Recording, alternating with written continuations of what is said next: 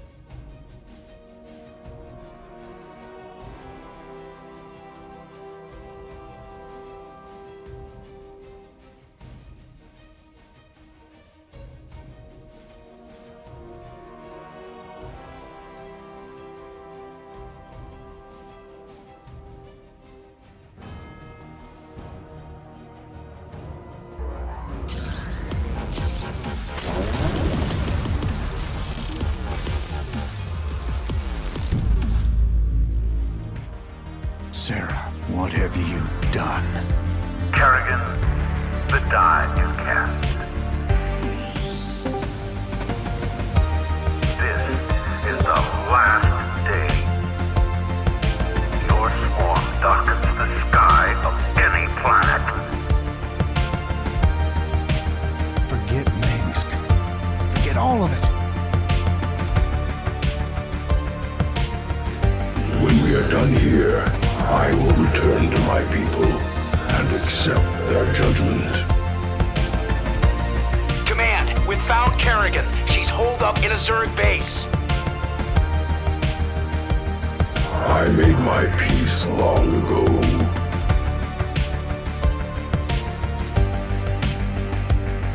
Consider it done. For ire. Indeed.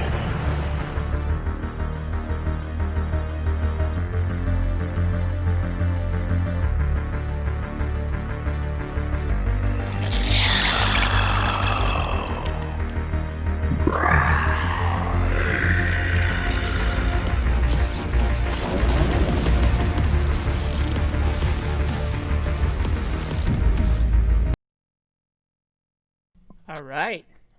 Let's see. Let's bring in Sloza here.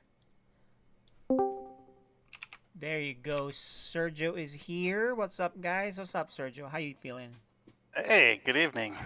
Good night for StarCraft. That's right. It's always a great night for SC2, especially FSL, right? Yep, that's right. That's one thing you like about this league, man. It's very different.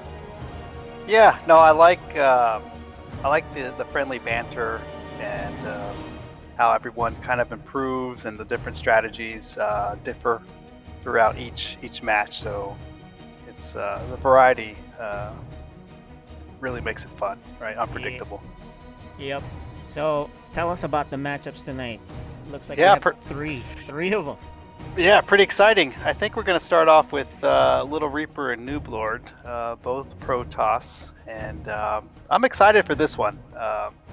We have Little Reaper, who's excellent micro, and his timing attacks are on par, and we have Noob Lord, who's a newcomer this season, whose macro has been very good, and he can switch up strategies. So I think this is going to be a good one.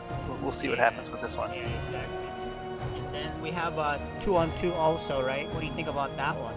Tortoise and Hare, I've seen play many times. Can you remind me about Eclipse? That's I think that's Noob Lord and JMPZ.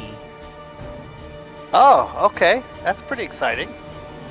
Yeah, I don't really remember what they Wait. did, but No, it's Isn't that Noob Lord. No, Noob Lord plays with with Zerg. With Gray. With Gray, right? Ah, so, okay, sorry, it's not JMPC, it's Gray. Okay, so it's another Zerg. Okay. Yeah, so 2v2, anything can happen, you know that. So, Yes. so we'll see what happens with that. And then the last matchup we have, this is also a good one. JMPZ versus Sir Maligan, right? Yeah. Yep. That should be really good. I'll tell you this: Maligan practiced today.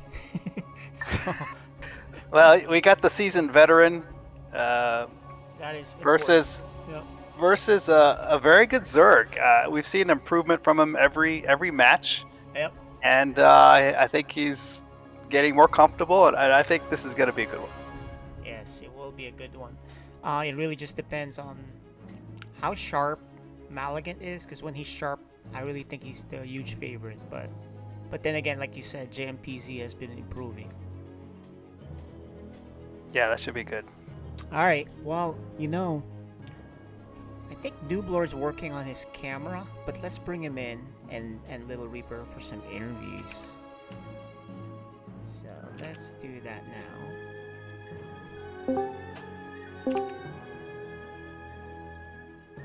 All right. So we got Little Reaper here. Noob Lord, I think, is on just voice. Yeah. Let me just adjust the volume. He's a little low. Okay, go ahead, guys. Hello? Go Hey ahead. guys. Yeah. How you guys feeling tonight? Good. Okay. Nublar, I can't see your reactions. So, how are you feeling about the PvP matchups in general? Yeah, PvP's a chaos match.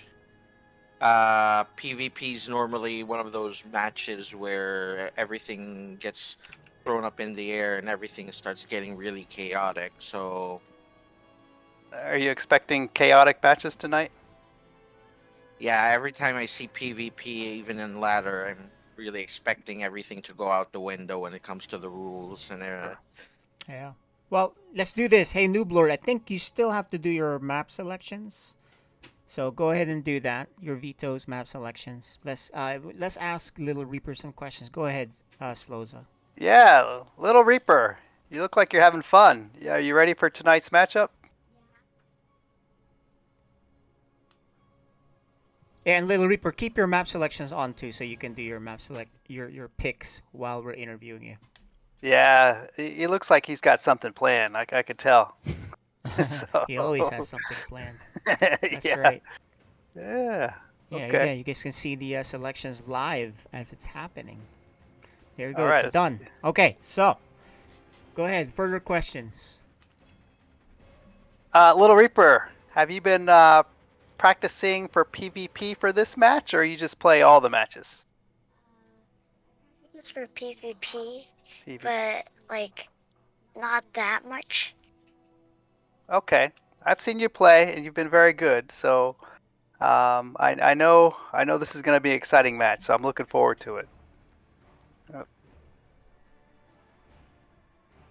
right, and questions for Noob Lord, I guess, a little bit more.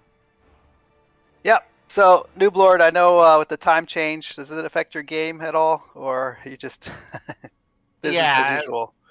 yeah, it's business as usual. I mean, as usual, I'm a little bit exhausted because of, normally working at night, and you've been doing this for 15 years. It is kind of draining right after your shift. You normally want to take a snooze after that and then wake up in the afternoon here locally and here in the Philippines. But, Okay. hey, we're here, we got to do this, Okay. roll Hey, up our actually, sleeves I do and have a get to work. question about that. Which one do you prefer? Waking up early to play or just playing right before you go to sleep? I prefer waking up to play early Ah, you're an because early guy. Okay. yeah, I prefer already being in a fresh state because uh whatever game you're playing, if you're playing it to be competitive, aside from here in StarCraft, I also play Valorant. If you can't, if your mind's not in the game, your senses are not at peak you know performance, you're really gonna go down the drain, and you're not gonna perform at peak level. Okay. Yeah, so he's the opposite of me. Slows up. For me, Mighty Ant, I like to play later because it takes me a while to wake up. I need like cups of coffee and all that. But anyway, guys, any final questions, Mighty Ant, for these two? No more questions. Yeah. No more questions. All right. Well, good luck, gentlemen, Good luck. and we'll see Good you guys in luck. a bit. All right. So Noob Lord, we'll move them off the channel, and then they can go ahead and get ready. All right. So they're not on. They're not on this channel right now. We only have Little Reaper on the camera because Noob Lord's camera is not working. But here are the maps. What do you think about these? Let's see. Nothing Yeah. too unusual here. We got a couple of big maps. I mean, the first one is kind of a Yeah. smaller map, but Yeah. Two big maps afterwards. Yep. yeah. So it looks like I mean, for those maps, definitely macro oriented. I mean, you could Mm-hmm. definitely cheese there, but there's so much space there. You have to really hit your timings for that. So I'm expecting some longer games, at least on Got it. those two. Yeah. Yeah. Yeah. All right. Well, let's get these games going. Inside and Out will be game one. Let's get that set up and get you invite. Hang tight. So Inside and Out. It's a, yeah, like you said, that's a smaller map. And we have to make this on West to make it doable for him. So let's do that.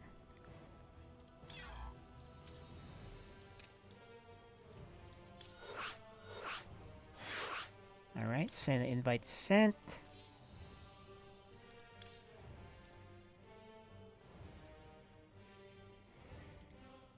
How you feeling today, man? Pretty good. The the early sunset is throwing me off a little bit, but Oh yeah. I'm used to doing stuff after work, but I can't Mhm. do that as much now. But that's all right though. Yeah. All right, Yeah. we'll let them race up, and then I have you exclusively do the commentary. I'll just give some small stuff here or there, but Okay, sure. it'll be you'll be the main guy here. So looks like these guys are gonna be ready. Okay, they're ready. Let's do it. Take it away, caster. All right.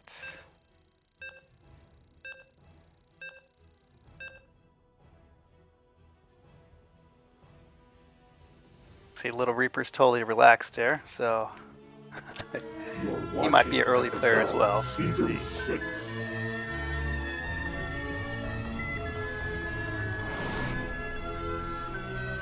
All right, so let's start off in the bottom left. In the purple Protoss, we have Noob Lord.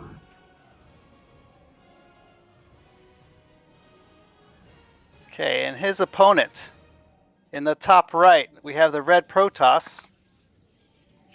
Little Reaper. Okay.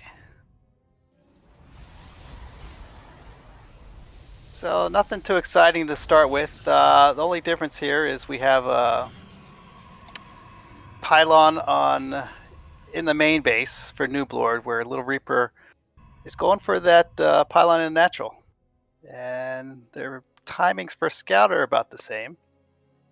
Look at them; they meet right in the middle. Say hello.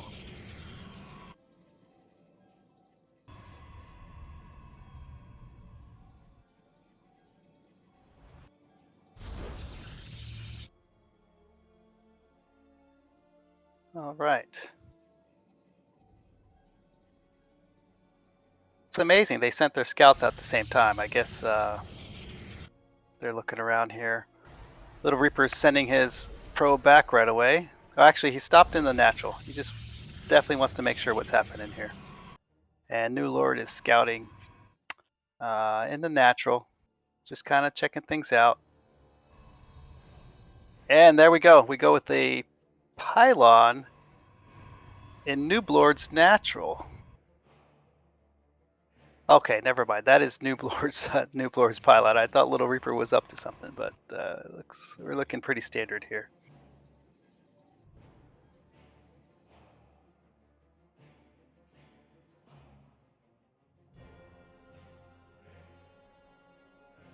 Now, interesting placement for we have this double gate on Nooblord's.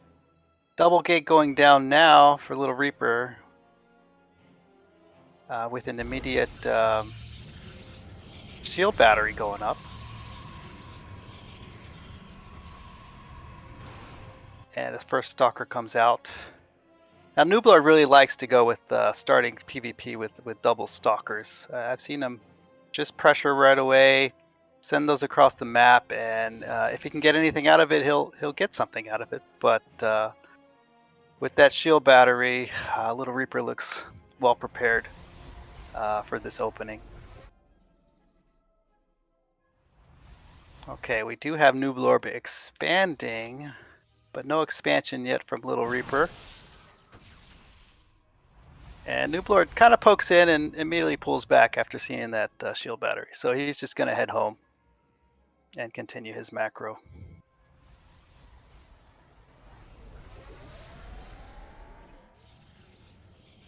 Okay, Little Reaper, he just put down his natural base. And what do we have here? We have Robo coming out from Nooblord.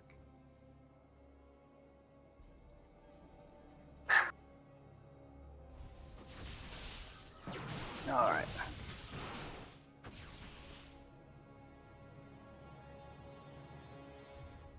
All right, we got 4 stalkers coming in, putting a little pressure on. I don't think there's much he can do. I think he's just kind of hanging out, just trying to check and see what's going on. But he's close with that 3rd stalker, so he's got to be careful there. Nooblord going up to 5 stalkers, and looks like we're even for Little Reaper. Nooblord's just slightly ahead for his natural base coming down, so we'll see if that makes a difference in the macro coming up.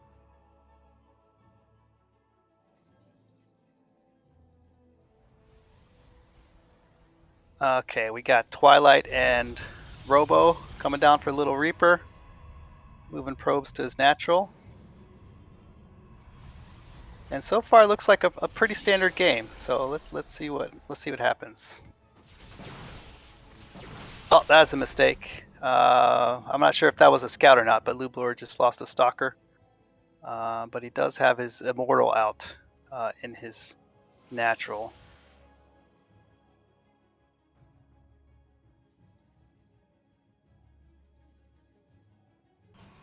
All right, so we have an observer for Little Reaper. Immortal's coming out for Nooblord. This looks like a little bit of a defensive setup for Little Reaper.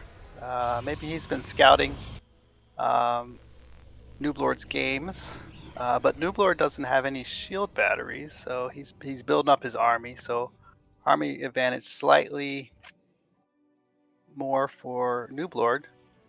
Although it looks like he's building his shield batteries now, just kind of establishing his base. His third base does go up. And Little Reaper will see that scouting across with his Phoenix. His simulated Phoenix.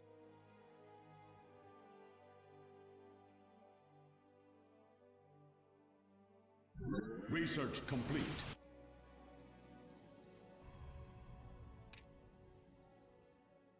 All right, looks like they're just both building up here.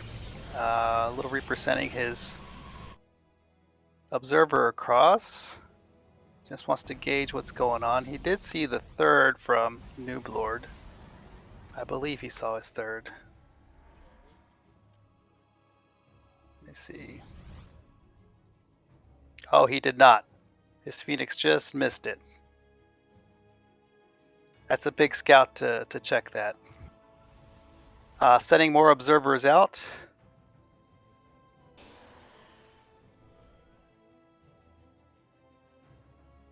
And economy-wise, Noob Lord is pulling ahead with that third base. He's up to 50 drones. And sending his own Phoenix scout out.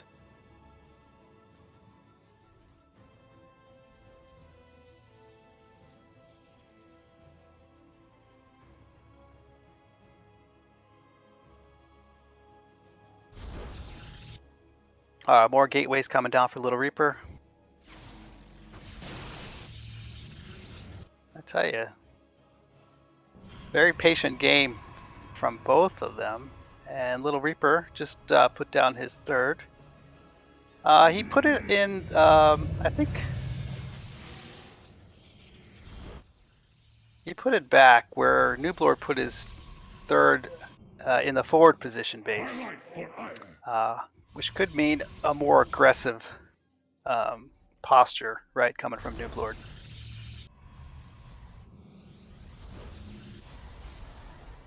At least having the territory advantage when it comes to engagements.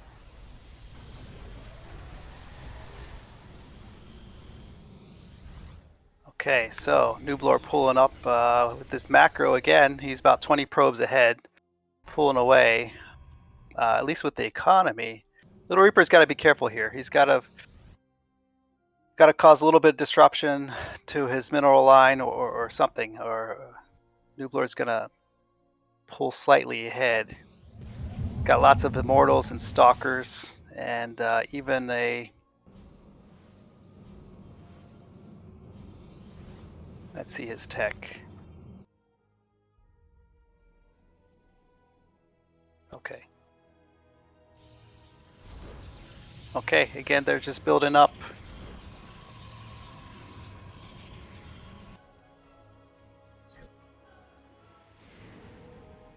So slight advantage to Noob Lord for both army value and probes.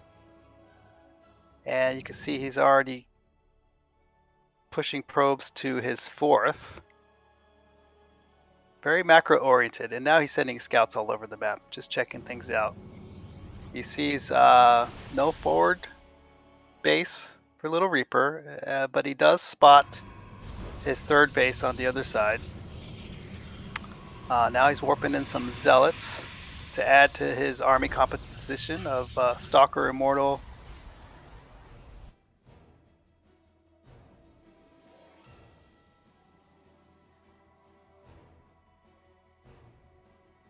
Let's see these upgrades here.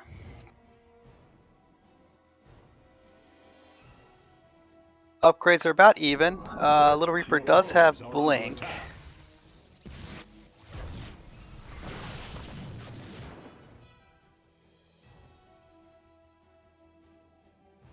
And we continue on. Oh, Little Reaper is researching. Sorry, I missed it. There he goes. Storm. He's adding Storm. and saturating his third. So we have about 80 probes for Noob Lord, about 60 for Little Reaper, and both just building up.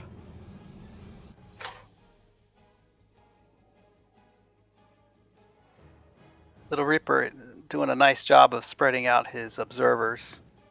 He definitely won't be surprised by what's coming. And Noob Lord scouting with his phoenixes, just scouting around the map, just for the main bases.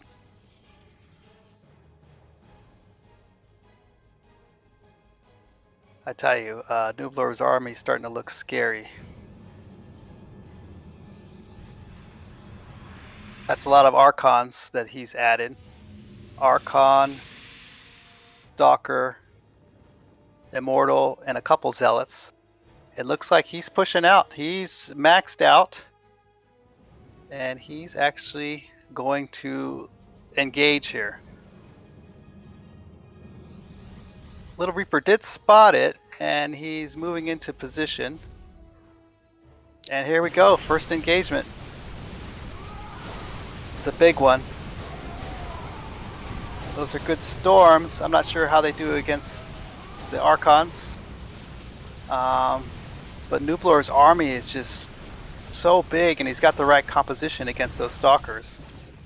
And it looks like he's going to push through.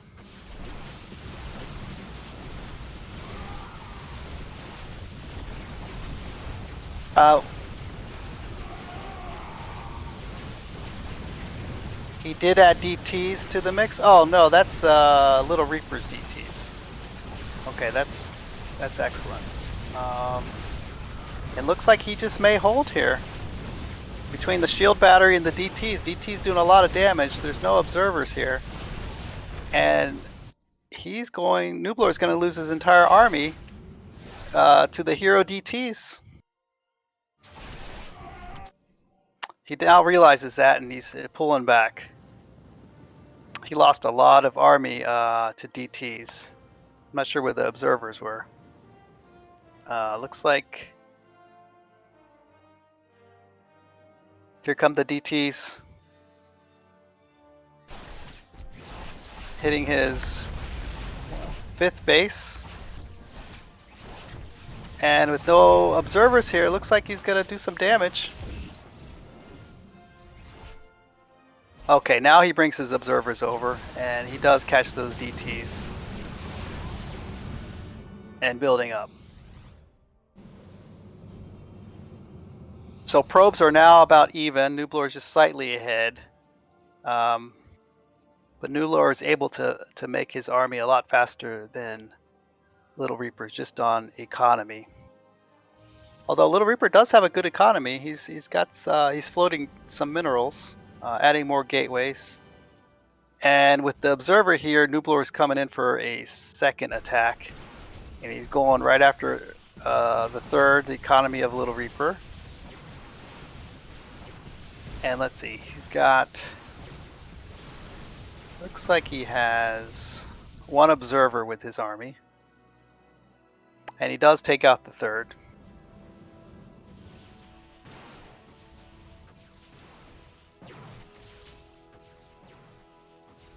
Is Warp Prison adding more zealots? A little bit of a buffer zone. Let's see.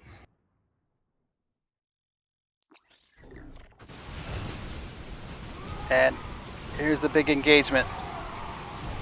Little Reaper nicely engages the observer of Noob Lord. Noob Lord has to push back, or has to pull back, I think. Oh, no DTs in the mix. He's okay. Here come the DTs. But Noob Lord's army is so big right now. I'm not sure if the DTs are going to matter. But he does pull back. Little Reaper does manage to hold with the DTs. And Noob Lord is making more observers. So those DTs were clutch in the defense.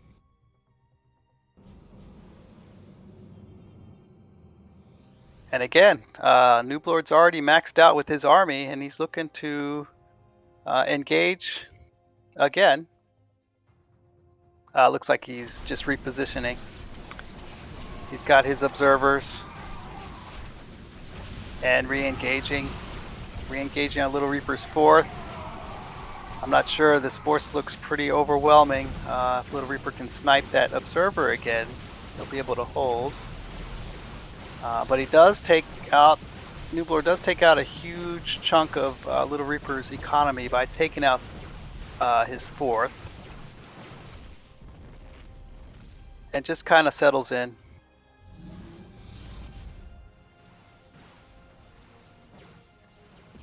And pushing up again. All right, and GG is called. Nicely done. That's a pretty big army by New Lord.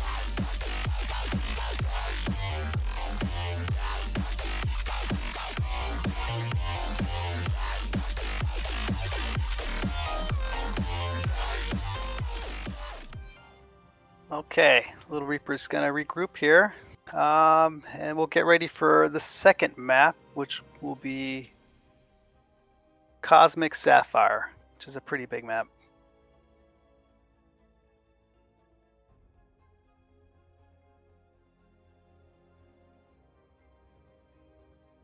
All right. Well, game 2 will be on a bigger map, Cosmic Sapphire. Cosmic Sapphire, yes, that's right. Hello, hello. Yep, I can hear you. Hello, hello. For some reason my sound is coming off. Yeah. Or we can hear you. Alright. Can you hear me? Sloza. Yes. Can you hear me? One sec. Just having a little bit of audio difficulty here. Alright, sorry, I couldn't hear you for a second there. Can you hear me now? Yep, I'm good now. That was Okay. I think it was just my my headphones. Yeah.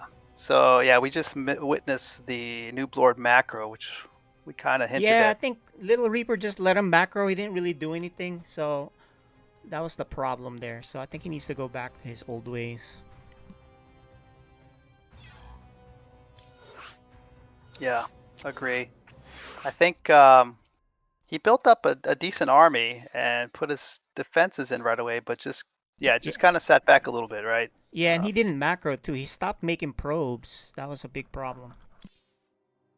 Yeah, Nublar just kind of seemed to be on an extra base, which is why he was able to produce that much more. But I thought adding DTs that was Yeah, it was good That that, was- he added DTs for sure. yeah, you definitely probably saved could have him. sent that out earlier, but yeah. okay. Anyway, it'll be game 2. I'm making the map now because I don't have my admin here, so I'll have to do it manually by hand right now. Okay.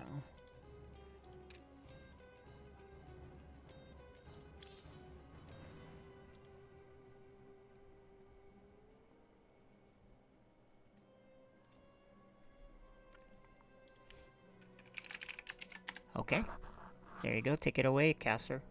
Okay. Game 2. All right, game 2 will be on Cosmic Sapphire. Let's see if these guys are ready.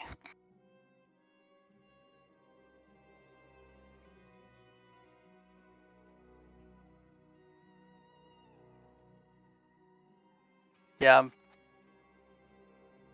pretty excited to see what Little Reaper's got up his sleeve. I know he's got some kind of timing attack coming, but Where's Noob Lord? Wait, oh, there he's good. No, that's not Okay. him. Where's Noob Lord? that's Little Reaper. He's in the lobby. Let me just message him on Discord. Okay.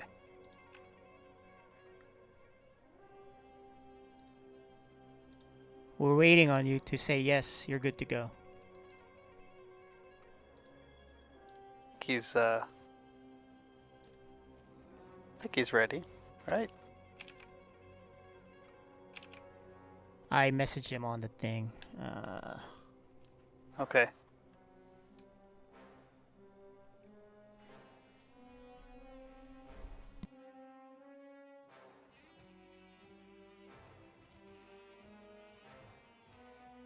Let's give him a minute.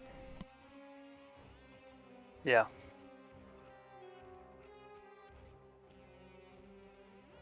Okay, yeah, he's messaging you back now. Okay, so he's there. Yeah, just see if he's ready. Alright, let's start it. And if he's Okay. not moving, we're gonna pause it. Okay, But take no, it he's- away. All right, game 2, Cosmic Sapphire. Here we go.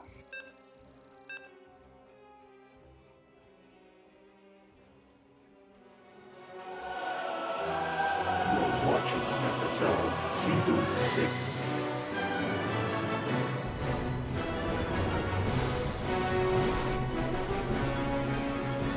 Okay, game 2, up 1-0. The purple Protoss. It's Noob Lord. and his opponent in the orange, orange Protoss. It's Little Reaper. okay. We'll start off a little bit different here. High ground pylon for both players this time. Little Reaper started out in the low ground last game. But let's see what it was. I didn't see. Okay. All right, both starting out with gateways. Looks like a normal, semi-normal game to start with. And the scouting path on this map is a little bit different, I guess because of the rocks. We have double gateway coming down for Little Reaper.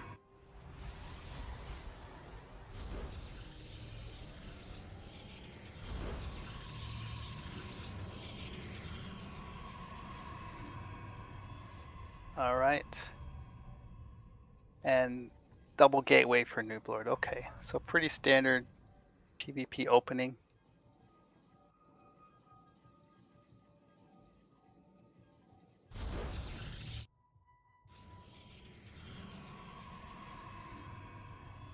Okay, Little Reaper scouting around.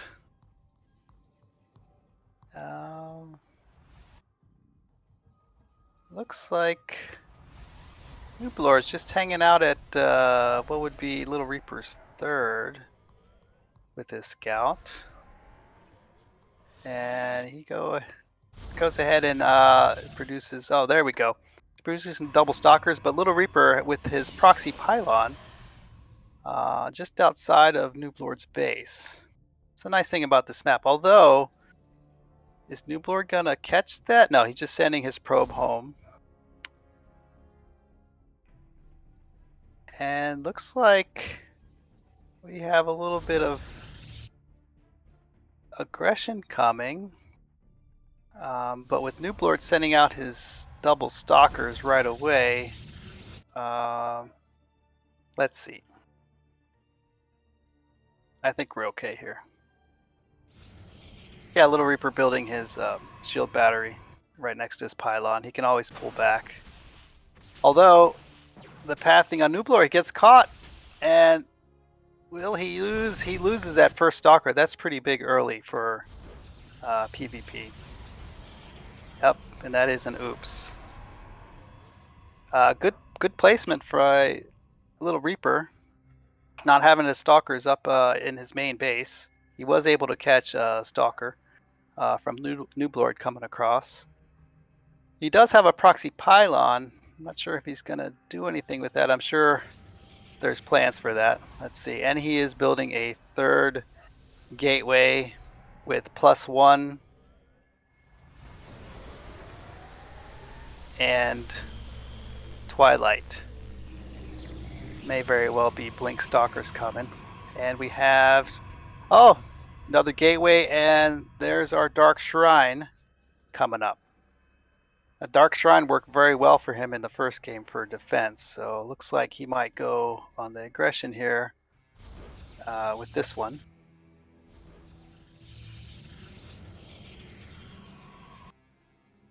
Nooblord has set his shield battery in his natural, but he better be careful here without observers right away. Could be in trouble. No expansion from Little Reaper just yet. Looks like he's building up to be very aggressive, and then Nooblord, he went ahead and he dropped his third. So this is looking good for Little Reaper, but Nooblord has built an observer before his immortal this time, and he's going with Stargate.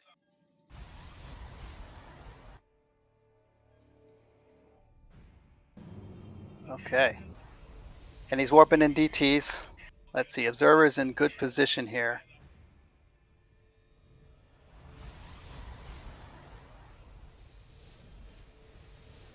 All right. 4 DTs getting sent in base. If he can sneak by this observer and split his DTs, he might be in a very good position. One of the DTs does get caught. There's the second one getting caught in his natural, but Little Reaper does have DTs in Nooblord's main. And he's killing probes.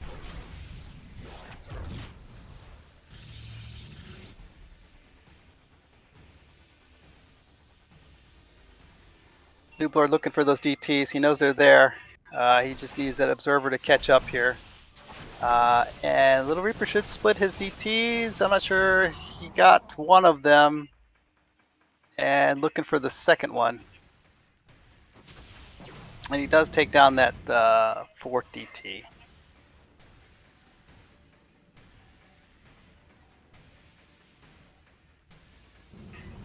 So what do we do from here? Okay, Little Reaper expanding. Nooblord is on 3 bases. His economy is really ahead. I'm not sure if Little Reaper did enough damage.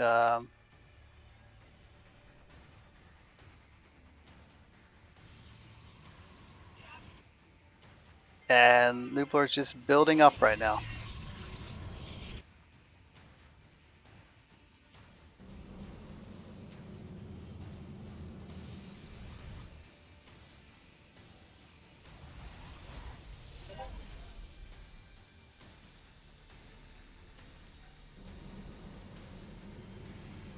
All right. Looks like things are settling down a little bit. Little Reaper trying to establish his natural. Nooblord comfortably on 3 bases with observers. Stalker Immortal, and looks like he's building Void Rays. Nooblord's in good position here. He knows, at least he thinks he's ahead. So he's just going to play this macro game out and just try to get ahead and defend where he can. Little Reaper has some catching up to do here. He's about 20 probes behind, and his army is about half the size, looks like. About 3/4 of the size.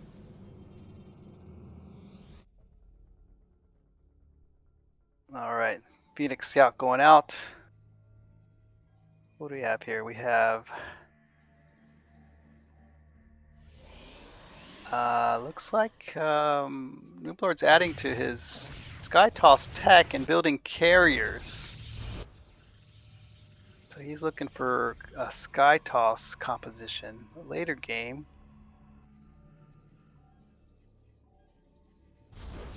And Little Reaper supply blocked a little bit here. Building multiple pylons, and he's going across. Looks like he's just gonna poke here.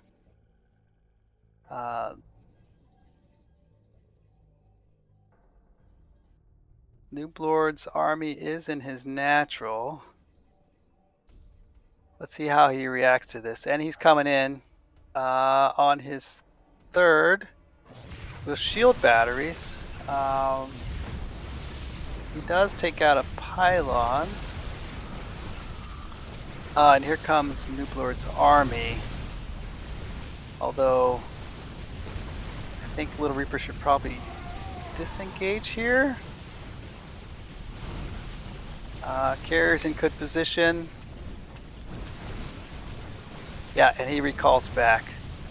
So he was able to kill some drones, but Newport is about 20 drones up, just because he's on 4 bases now.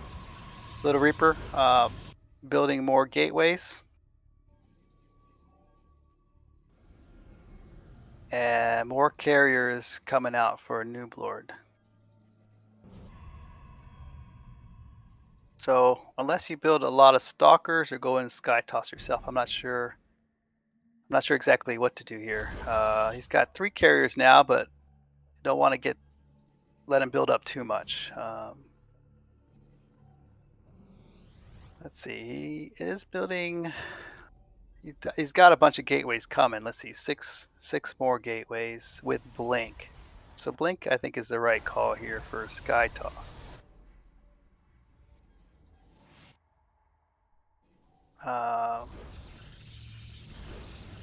All right, Little Reaper starting to get probes to his 3rd. His gateways just popped, but he doesn't have the economy just yet to use all those gateways. Nooblord with his 5th base coming up, and he's gonna see the proxy gateway DT shrine there. At least I think he's gonna see it. And Nooblord's gonna go ahead and defend the Stalker run by. He does. Little Reaper does get a cancel, which is good. But that army is just getting bigger.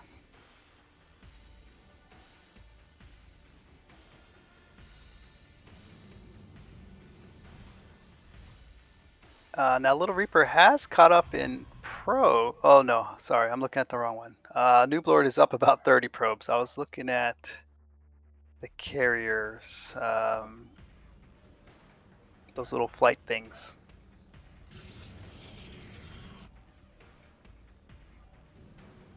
Okay, Nooblord's in good position.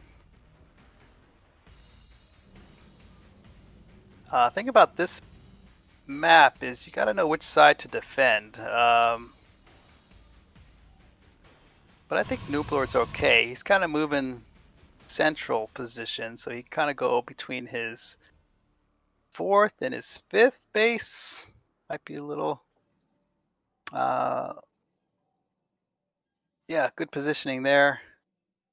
Little Reaper building up Stalker Archon Zealot with, let's see, does he have his blink? Yep, and he does have his blink.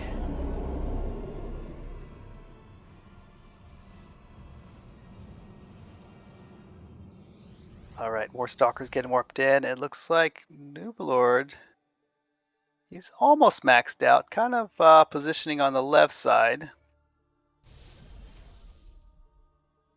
They're just trying to guess where the other army is.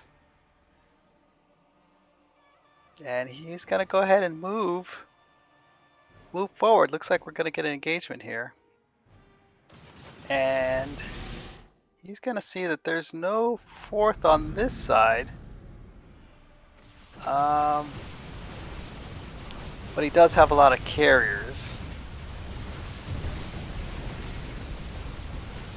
And it's hard to tell what's going on, but it looks like the carriers are going to overtake this army quickly. So he does reach critical mass with this carrier is what it looks like. And Little Reaper here is in trouble. That army composition of carriers versus stalkers is going to be hard to beat. And GG is called.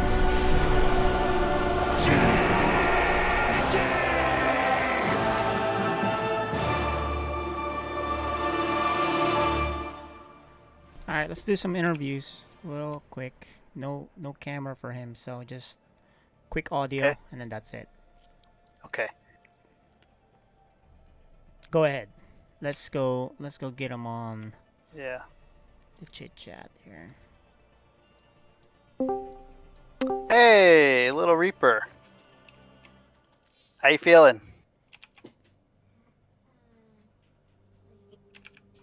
Kind of like sad and like energetic. I can learn from the game and stuff and fix the mistakes and stuff. Yeah, no, I thought you did well. I didn't see as much aggression as I usually see. Did you have some timing attacks planned, or what was your plan there for? Let's start with the first game. Probably just to macro and maybe hit him at the end and defend any pushes maybe. Okay. I thought your first game, your defense was well done, adding those DTs. That was a great call. I think maybe if you would push those DTs on the other side, that would have done it. But the macro, he quickly built up his probes before you did. So that's the only thing. You kind of sat back a little bit. What about the second game? I saw you tried the proxy DTs. Did that go like you planned? No, he had an observer. Yeah, no, you did a good job splitting those. I thought you did a good, and you did get some probe kills. I'm not sure if you got enough though, but I thought that was a pretty good plan. So, so you want to get them with the DTs and then pull ahead. Was that your plan? Yeah. Yeah. Okay. All right. Well, well done. Nooblord, you there? Hey. Yep. Can you hear me? Yes. So, what did you think? Let's start with game one. Oh yeah, that was a bit of a doozer. You really need to show Lil Reaper some respect here and make sure that you can't hold back when you're playing against this guy. So I went all out for the macro and made sure I had enough production to outpace his DT kills.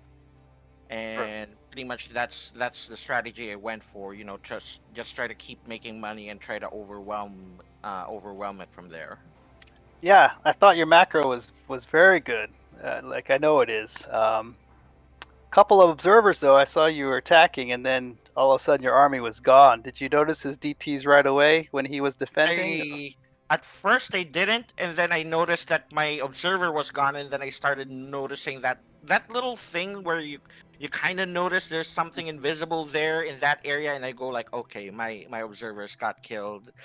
I didn't pull them back well enough for me to have them not die right there. So well job, good job there, Little Reaper, for sniping that.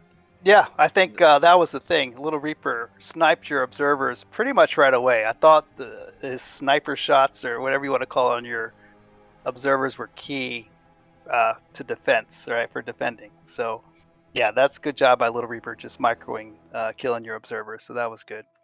The second game, it's a big map. What was your game plan in that one? Yeah, I mean the first one he really clobbered my army in the first round. I thought that DTs were his DT play was that much of a threat, so I decided to go for air.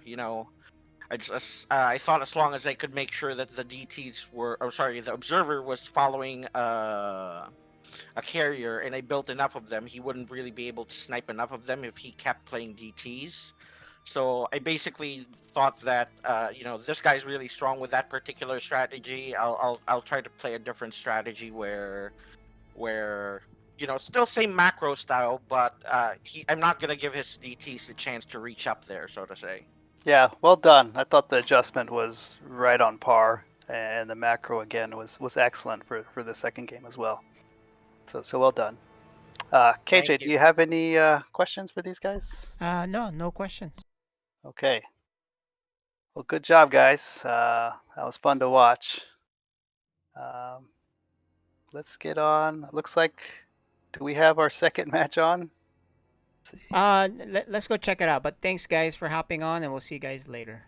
Yep. Thanks, Sure. guys. Have a good one. Bye bye. Yeah. All right, so just you and me here now. Let's go take a look at our next matchup.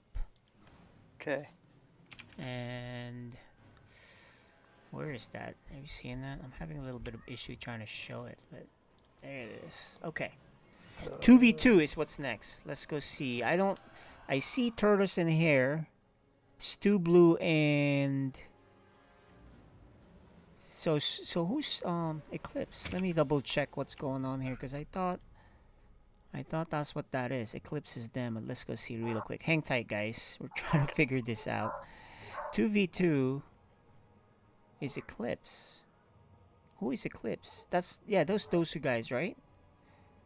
I'm really confused now. Let's go talk to them and see, and figure that out. Oh, Let's all bring right. him in. Yeah, I'm like, let's bring in Looks like Hyper Stu Turtle Blues. and War Bunnies and Stu Blue. So I guess just 1 second. All right, we got Hyper Turtle, War Bunnies, and Stu Blue. The Eclipse team. Remind me, who the heck is that? Give me a few minutes. It's Stu Blue and DLS Mazel. Ah, that And makes they sense just now. posted All in the right. Discord. Give me a few minutes, please. Now let's see who you really are. So I can't see Stu Blue at all. Do you have a lamp? Yeah. I think he's got camouflage on. Got camouflage black Yeah, there is the t-shirt. focus. Yeah, there you go. Get an observer over to him and you'll see him just fine. Oh, there you go. No, turn it off. No, I'm just kidding. All right, so while we're waiting for DLS Mazel, Mighty Ant, go ahead and ask some hard-hitting Yeah. questions. All right, hard hitting. Let's start with Tortoise and Hare. How's your 2v2 coming along? I'd say it's improved a little bit. Nowhere near where it was last season, though. We haven't had much time to practice, so I would say we're 250 MMR below where we were last year. Okay. So Well, I know you guys work well together. For this matchup, I know you guys prepare too when you have time. But the races, I know Hyper Turtle, you've played Protoss 1 2v2 that I casted, and then one that I watched you play Terran. Do you guys, or you don't have to tell me, do you guys have a specific plan against this matchup of PVT or PT, I should say? We're going to be going Protoss and Terran too. And, Okay. I mean, the strategies don't really differ too much. It's just generally trying to get units out that complement each other well. I'm going to be keeping guys off bunnies. try not to die. Sure. Yeah, there's that too. Try not to die. That's a good strategy, actually. Mhm. Try not to die.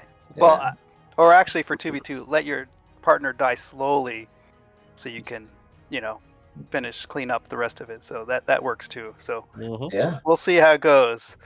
All right, thanks. Stu Blue, I guess we're waiting on your partner here. Have you had a chance to practice with Mazel? It's been more strategizing rather than practicing. We haven't really played a lot. We've just been strategizing. Okay. That's it. Yeah, I'm interested to see what you guys have planned here. And now that you're playing, looks like another mirror matchup. Does that make a difference in your strategy? You guys just gonna dictate what you want to do? We're probably just gonna dictate what we're gonna do. Okay, that's Just a good. execute. Okay. Yeah, that's all I have for now. KJ, are you still waiting on Mazel? Yeah, I think how much time we got? Because we're gonna put a little bit video if he's gonna be a little bit. You guys know? He says a few minutes. I don't know how many minutes a few is. Yeah, that was 4 minutes Especially ago. in the Yeah, Philippines. All So. right. Well, I think you play video. We should be ready by a the time it handful gets is 5. A few is 3 to whatever. A couple Couple is is two, two. usually, yeah. Couple is 2. He said a few, so a few is like 3 or so. Anyway, we'll be back, guys. We'll take a quick break and see you in about 5 minutes or so. Yep. All right. All Let's right. go to our channel. Thanks, guys.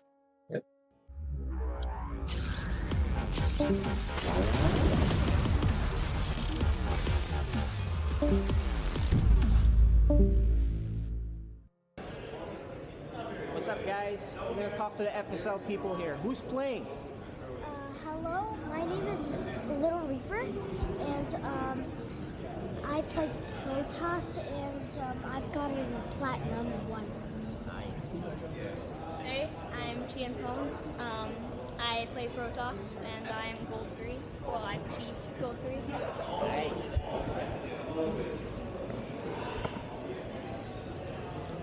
Hey, what's up? Tell me your name game name, your ranking, what race you play. I'm Dominic. I'm Deepu. I play everything, and I'm Plat 1, I think. Yeah. Nice. Hello, I'm Ethan. I go by ET. I play Terran. I'm like Silver 2. Nice. Menace, Zerg, Diamond 1. Alright. Hyper Turtle, Platinum Random. Nice. Tell me your game name, your race, and what level are you? War Bunnies. I'm a Protoss and low diamond. Nice. I am Fenrir. I am a Silver 1 player. I don't know my MMR. I'm a Terran. Nice. Hi. So tell me your name.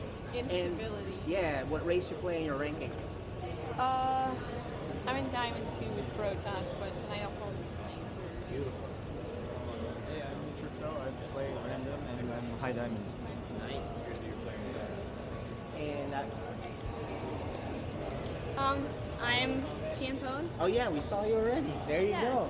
And this is ET. He's gonna be casting. Howdy. All right. And that guy is Caliber. He'll be playing later too.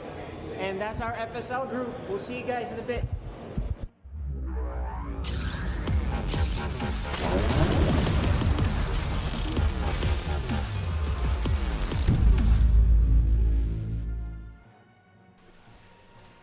Ladies and gentlemen, we are back, and I'm joined here by Kwame Timpo.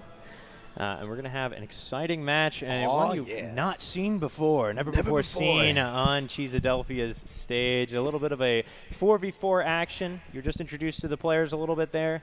It's going to be on Concord Alley, and I think they've got some spicy things cooked up for us, Timpo. Yeah, you were telling me a little bit of some trash talking. Yeah. Whoa. They don't play nice. No, they don't play nice. These kids these days, I tell you. Yep, they are just uncouth, unmannered. It's disgusting, really. But it's beautiful at the same time. Yeah? Absolutely beautiful. That competitive spirit, because sometimes you just gotta let it all out. Yeah, absolutely. So it should be a fun time. Just a little show match to kind of show more about the FSL. We do, of course, it takes place every Wednesday and Friday. And seasons run a few months at a time because obviously there's a lot of people interested in playing. So there's a lot of matches to do. Yeah. Tons of excitement. Some great storylines as well. I bet This you're league, very familiar with them, too. you can start a season with nothing, and then you're diamond by the end of it, right? Like, there's so much improvement that can be done at this level and so many months to do it over. But that said, we're going to be hopping into game here as we are loading into the map. It's going to be Concord LE as we are here in the bottom left-hand side of the map. We've got our pink Terran player from Psystorm's community team. It is Neutrophil. And his ally, one of the many, the dark gray Zerg player, she is Instability. Ooh. Another teammate, the dark green Protoss player, he is Fenrir from Redstone. And rounding it out, we have the light green Protoss player trying to confuse us. We have War Bunnies from Minnesota Barcraft. Hey. So that's going to be Team ET, okay? And on Team Tempo in the top right, all right, we got here on the right-hand side, give it up for the orange Terran player, ETTT. T to the fourth power. And a little bit above on the red, rocking the red trunks, it is the Terran player, Hyper Turtle, with that Minnesota Barcraft as well. And in the north-hand side, it is our pink Protoss player, D-Poo. Is that how you say it? Yeah. All right, D-Poo it is. And to round out the most amazing team, obviously, that's playing Team Tempo, it is our yellow Protoss player, Dark Menace. Yeah, so a lot of players to keep track of. We're going to do team colors to make it a little bit easier on ourselves, I think. We'll see. The red versus the blue. That works for me. All right. So I can give you a little bit of backstory on some of these players. We have our team captains on each team, Neutrophil and Dark Menace. They're actually KJ's teenage sons. Yep. So some pretty talented kids there. usually vying for that top spot in the Code S bracket, the Diamond bracket of the FSL. The only competitor that really gives them a run for their money so far is actually none other than Instability.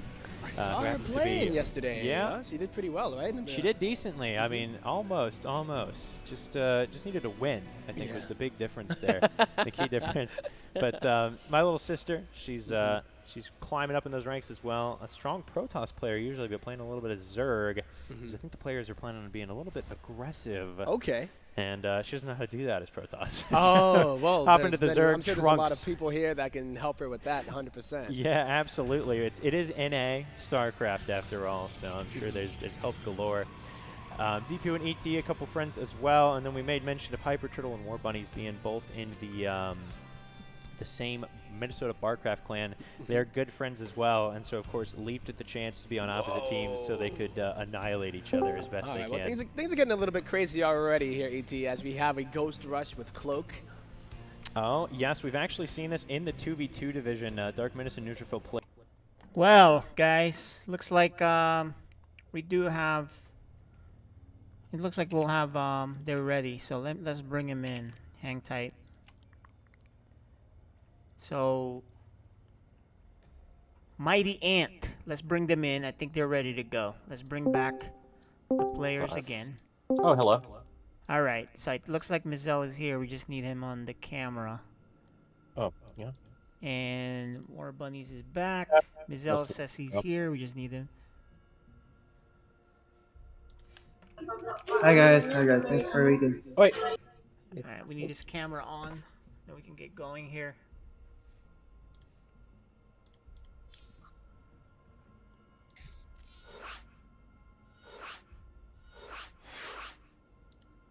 Looks like we have our lobby ready too. So. We're missing. Stublo. Yep. Sorry guys, we're a little slow here because we got some stuff going on. Stu Blue says he's sorry too. Here. Alright, Mizel's here now. Oh, there he is. Stu Blue. Oh, okay, there.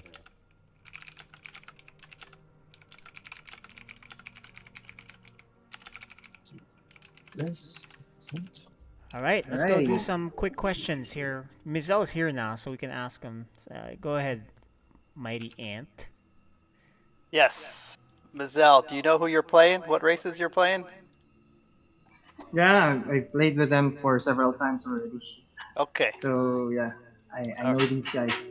Okay, yeah, I figured. I would say it's hard to tell which race they're gonna play, but We still can't see Stu Blue on the thing, so yeah. if you turn can, on the light, if you can Stu turn Blue. on a light or something. Otherwise, like it's kind of pointless. It's like a DT. No, it's like Fog of War. It's like a. So we see this half-built Stu Bloom. Poker face. He doesn't want you to see his eyes when he's making no, I his like move. to play when it's dark as well, but I do have a little bit of light so you can at least see my face when I stream, right? So anyway, all right, let's do this, guys. If you don't have any more questions, let's get going. You guys ready? You guys have any Leroy more Jenkins. questions? No? All right, we'll let you guys go to your respective channels. Oh, wow. Yeah.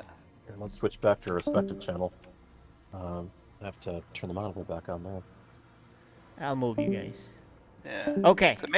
It's amazing how his light came on. He didn't even get out of his chair. Yeah, I think Cyan's watching. Did he have a?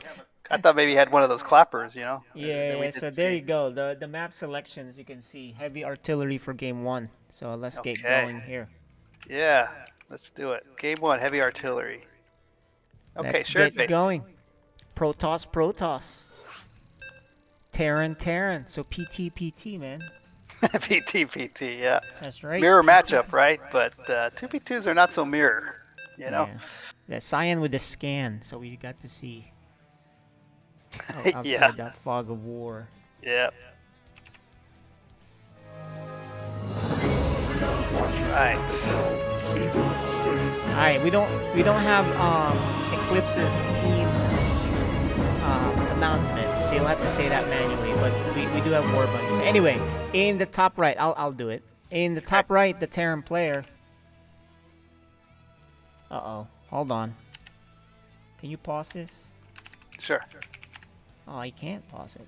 Why am I not the? Oh, you sorry, did leave.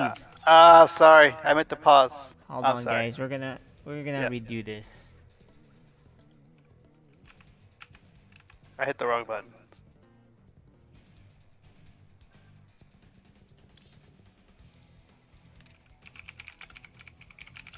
Yeah, 2v2 is a little different.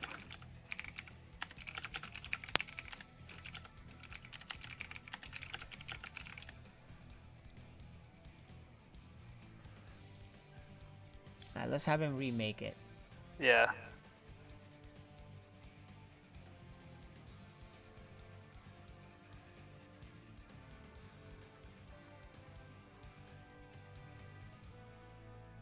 Oh, was War Bunnies the admin?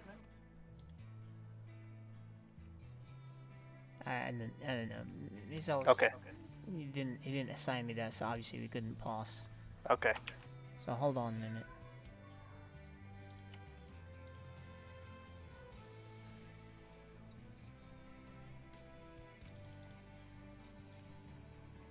Yeah, it looks like War Bunnies they're in a good mood tonight, so. You think they're in a good mood? Oh yeah. How can you tell? I could just tell, you know. Like I don't think you want to play them tonight. They're too good of a mood. We'll see.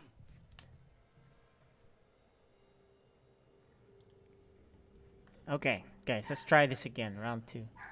Okay.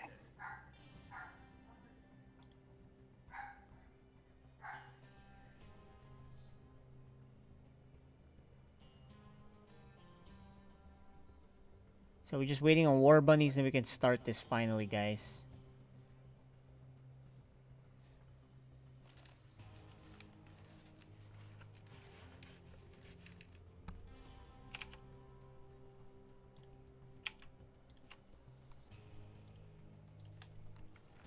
Let's see.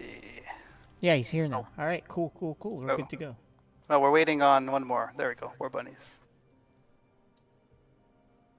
Okay. Now we're good. All right, Protoss Terran. Let's try this again. All right. We're really anxious about this.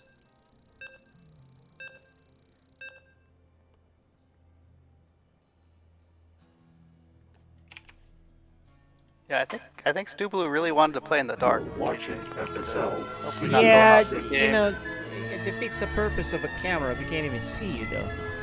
That's part of the rules. Anyway, let's start it again. In the top left, the Terran player. DLS Mizel. And his partner, the Protoss player. Together, they are called the Eclipse. I don't know why Eclipse, but Eclipse. Okay. And in the bottom left, on the right side, we have the yellow Terran. Hyper Turtle.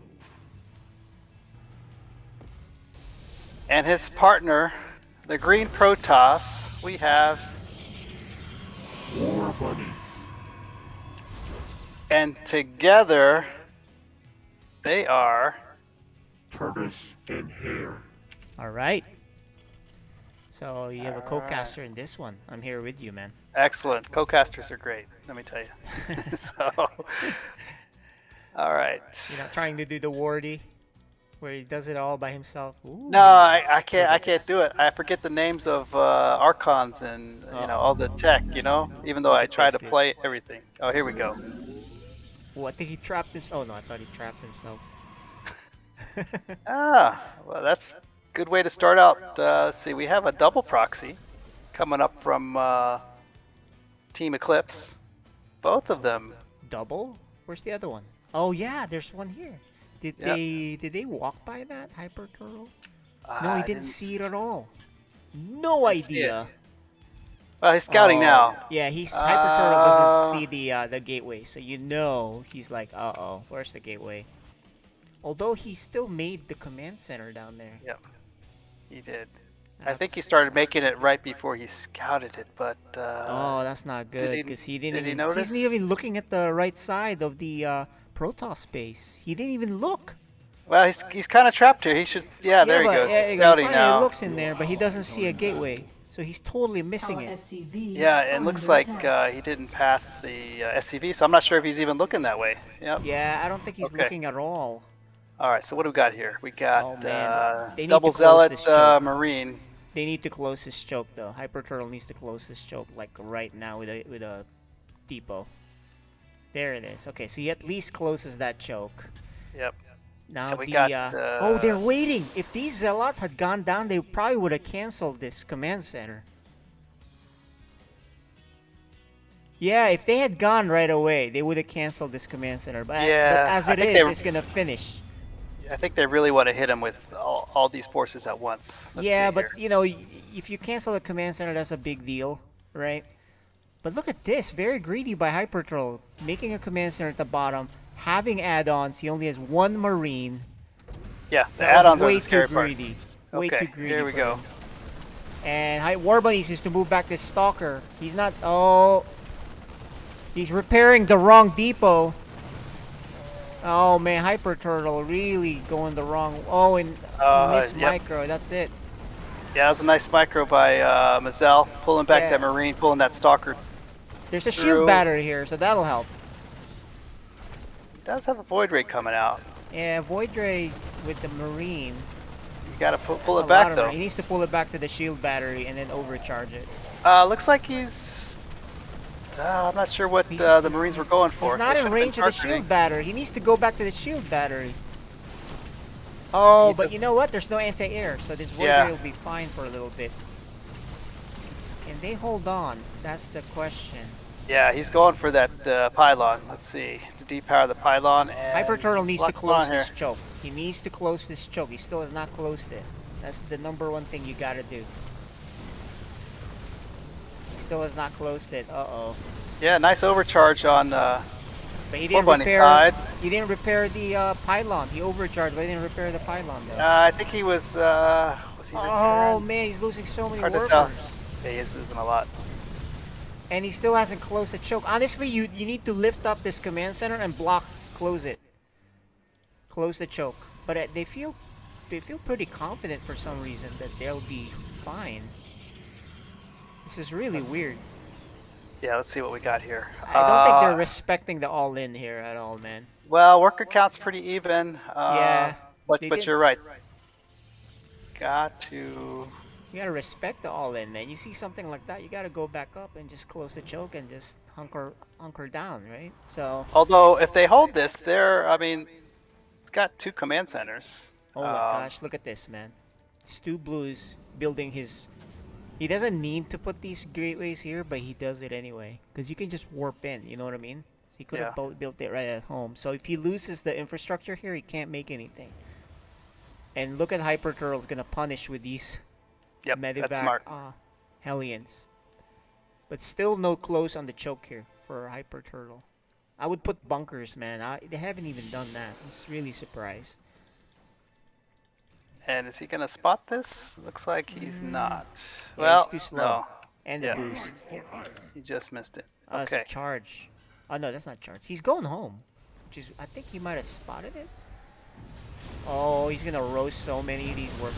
Yeah. Oh, And he's doing a good recall. Beautiful Yeah. recall. Oh, he did get the Hyper medevac, Turtle. so that's a good catch. But he can Let's kill see, work. though. Oh, he didn't kill this. He could have killed that. Yeah, he's just Instead, going he over the goes side. here. Actually, SCVs take a lot longer to kill. They have more health. So if he had roasted the probes that was sitting there, that would be much better. So that's kind of a...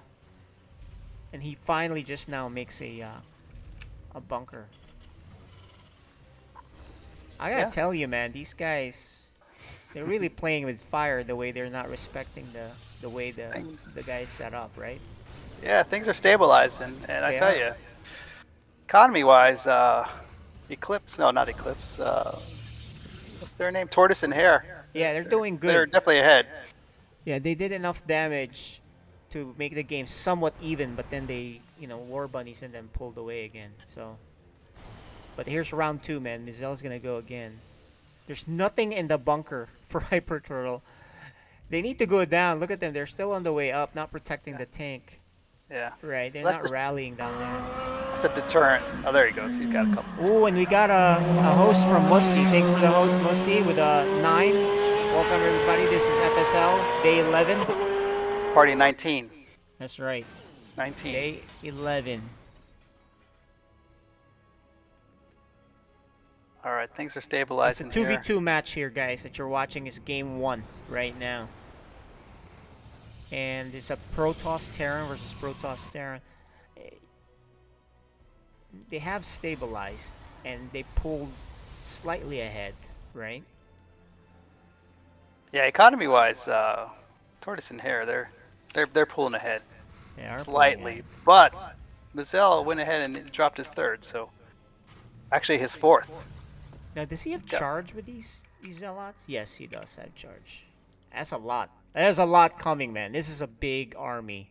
Yep. War Bunnies needs to be okay. Yeah, he saw it. Yeah. That's does he have? Yeah, Oh yeah. That's funny, man. This little turret thing here. Yeah. Oh, gotta repair. You didn't repair. Those SCVs did not repair at all. Yeah, he's an awkward position there. Can he hold? There's 2 I think tanks, they're good. 3 tanks shelling. I think 3 they will tanks. hold. Yeah. But this is funny. The sensor tower reveals that there's been these buildings next to him all along. Yeah. Yeah, No, 3 it's tanks. not What do we have here? Yeah, that's a good anti-stalker composition there, right? Yep. Indeed it is. And carriers are coming for War Bunnies. That's when he's dangerous. He lost his Void Rays, but they survived. They still haven't cleaned up this infrastructure. If they clean this up, man, that's 4 gateways out of rotation for Stu Blue here. He's making 3 more. Expecting to lose that, I guess. They can... Yeah, there you go. That's what I was going to say, man. You can't let this... You can't let them get away with this. Yeah. Or just bring a Void Ray, cover over that a little bit, right? Give you Yeah. some vision. Yeah, or he's going to use the medevac. Or medevac, yeah. Works. That'll take care. He needs to focus on that pylon. He's not focus firing on it. Hyper Turtle with a sensor tower on the right as well. I love these sensor towers. There he goes. For Terran. Yeah, he refocused on the pylon, so that's the right call. Yeah, those zealots. Yeah, that's a meat grinder for. 2 gateways out of rotation finally. There's a carrier and Flux Veins upgrade. Yeah, there's a Flux Veins upgrade here. A what? The Flux Veins, the fast Void Ray. Oh, okay. Is that what it's called? Flux Veins, I think. Okay. I may be saying it wrong, guys. No, this I don't. is 2 on 2. Yeah, fast. Stu Blue getting another base here. Okay. Zell adding Thors. I guess he's anticipating the air, right? He did see the air, so. Yeah, he knows. He maybe knows that's- what War Bunnies likes to do. Oh, and the gold for Mizell too. That's a big deal. And then another base. So. Yeah, 5 bases for Mizell. Mm-hmm. His macro's on point for sure. That's right. But army-wise, War Bunny's army is bigger right now. And the difference there really is the air, right? If Hyper Turtle can get enough bio on the ground.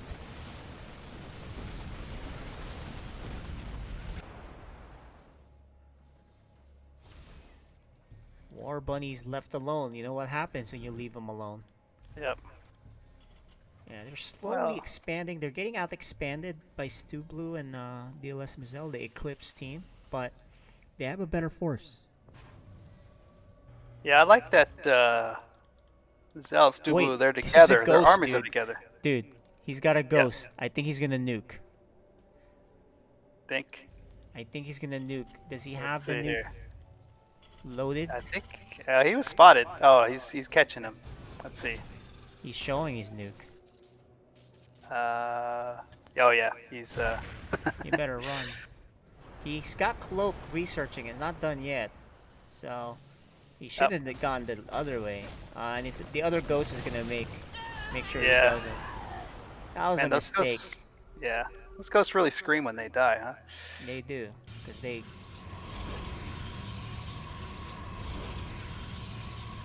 And they're gonna move up front. These tanks probably need to come and help. Yeah, There for you sure. go. There they are. They're gonna move out here and protect this new base. They really need to. They can't get squeezed out. This is a good pivotal spot to push from. The tanks are much needed against all that bio. Oh wait, the tanks are up front. Why are the tanks up front? It's positioning. Well, here But comes the rest of the army. Well, the rest of Stuplu's the coming. army's here, He just, yep, there we go. he still has 3 tanks still alive though, luckily for them. And the air Yeah. toss. Oh, War Bunny's not kiting back. Yeah. It's very expensive air toss Oh, fleet, he's but got the shield battery helping him. it does. Oh, and they do clean up. They clean up thanks to the bio.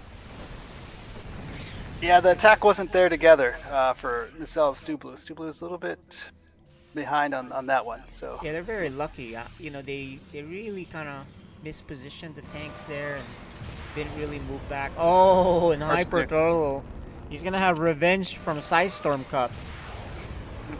He's gonna do it here too. So if you guys don't know, Hyper Turtle got nuked at Storm Cup, and now it's his revenge.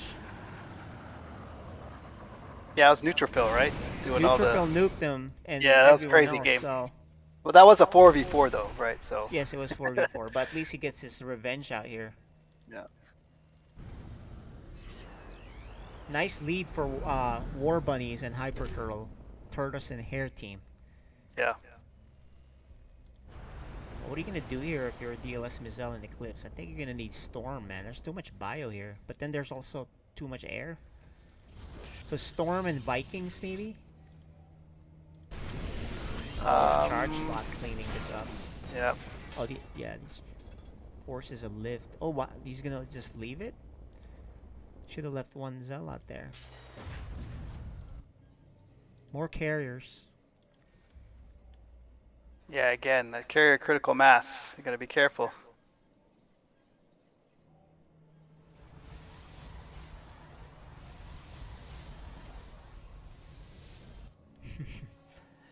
Yeah, the camera for Stu Blue's going nuts. Yeah. All right. So All right, Stu another Blue's push switching. here. Yeah. He's making some. Did Looks they like he's not trying know? to switch to air. Yeah, they're chasing the army. Actually, they're not even. They Yeah, want this to kill the is- army. I think this is the death march here. Yeah, it looks. Yep. Gotta It's a make powerful sure. force coming across. Yeah, they gotta be Turtle together. really sends his tanks up front, doesn't he? Oh, and a nice armor. Yep. Anti-armor missile there. That really makes that army super weak, right? Yeah, especially with these upgrades.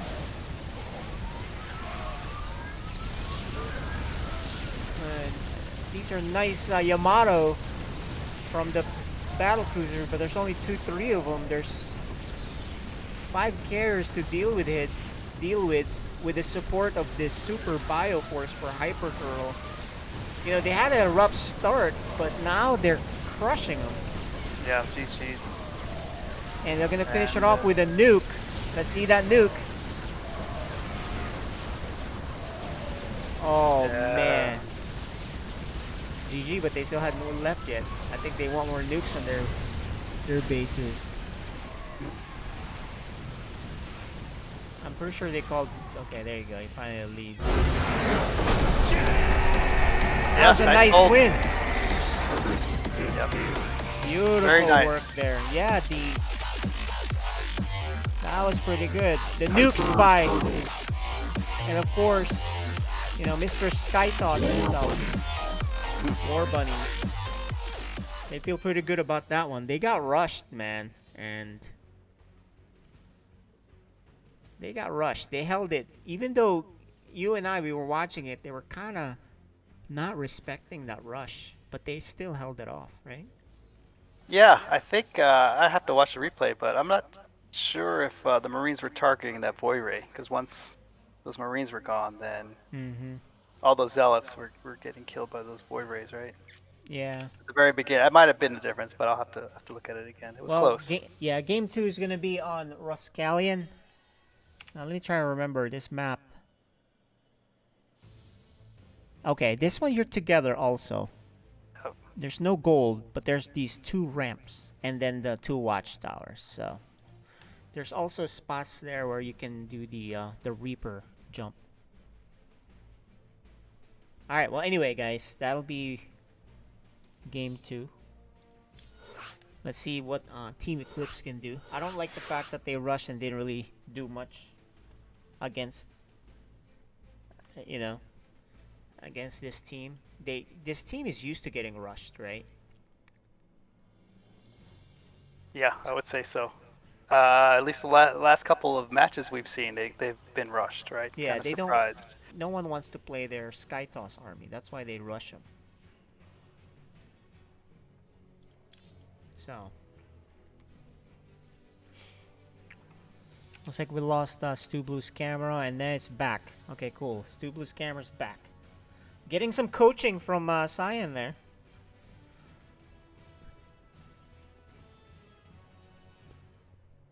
So I think what these guys should do, Stu Blue and DLS Mizel, I think they should just kind of not rush like that, but do some timing attack. What do you think? A little bit stronger. That's way too early, I think. Yeah, I think they could have done it. I think the one difference was where they were out of position a little bit. They weren't together on that one middle engagement, and that kind of turned the tide there as far as armies goes. But yeah, let's see. Who knows? Tortoise and Hare might rush. You never know. These guys are unpredictable, so we'll see. All right, guys. Game 2. You're watching FSL Season 6. His sign with his comments is funny. Alright. Alright, in the bottom left, or bottom right, the Terran player. DLS Mizel. And his teammate. Stu Blue. And they're called Team Eclipse. Okay, so Mizel is going to do a proxy reaper, which I love. Right, you gotta do it. You gotta do it on this map. In fact, if War Bunnies was gonna put that pylon, he should have put it right here, so then he can wall off this jump spot. Right? Did you want to introduce the top left, guys? Oh yeah. Sorry, go ahead. You do it. All right. In the top left, we have the yellow Terran. It's Hyper Turtle. And his partner, the green Protoss. War Bunnies. And together, they are Tortoise and Hare. Alright, so guys, like I said, right, if you're gonna put the pylon here, you might as well put it here and close off the choke with a pylon gateway. But he didn't, so now Mizel can easily get a Reaper up there and be annoying. I mean, there's no way that Hyper Turtle's gonna think, or Tortoise and Hare gonna think that they're gonna do this again, right? Yeah, but Reaper cheese like this is normal. It's not a big deal, right? Yeah. I mean, it's not a proxy. Oh, wait a minute, he's proxy gating again. Double proxy. That's what I'm saying. This is good strategy. Do the exact same cheese, but with a Reaper in the back. This is better though, because the Reaper in the back will keep him busy, and then you just do charge lots, or not charge lots, regular zealots up front. Yeah.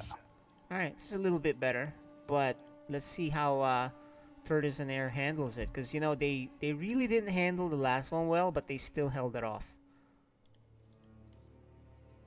And Mizel's not all in, of course. He's got a gateway, command center there. Yeah, he's got good Reaper control too, so yeah, he can do both. He's a diamond player, so he's got this. And here comes the harassment. The Stalkers have a while to go. Yeah, he's chronoing one of them at least, but he might get 2 or 3 probes, he's not maybe? microing it. No, he didn't micro it properly. He could have grenaded and then shot a probe to his to himself, but he didn't really do it right. So, Oh, he's okay. Second Reaper, but the Stalker is out. yeah, Stalker's here, so they didn't really get much out of that. Except, you know what it does? It keeps War Bunny's units up here. Yeah. Meanwhile, Stu Blue.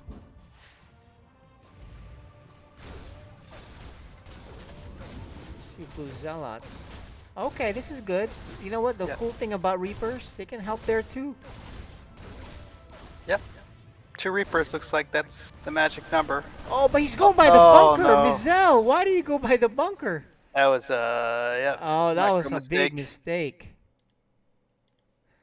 The thing though is they have not shown this proxy harassment and you know, Stu Blue did expand, so that's the good news, but they have not shown that they still have units up front ready to bust in. So, but you know, do they have enough to bust through? Oh, Stu Blue's gonna go home. He's giving up on it. He's like, forget it. Yeah, once that second Reaper, once that Reaper died, they don't have any way to distract them on the back, right? So Yeah, now War Bunny's gonna close this choke or this drop point. There's still a hole down here, but what do you think about this, man? I think that was a fake rush. Maybe they wanted to them to react. I think that's what they were going for. I don't know. If it's a fake Although rush, man. They made a proxy for sure. So. Yeah, but they expanded too, pretty much right away. It's like a abandoned rush. Yeah. But Okay. they're not gonna find this for a little while, I think. I'm gonna say fake rush, but yeah, you're right. All right. That works too. We'll have to ask them. Good scout. He sees, you know, what's an oracle this time? Stu Blue. You know, better macro this time around. In fact, he has the most supply out of the 4.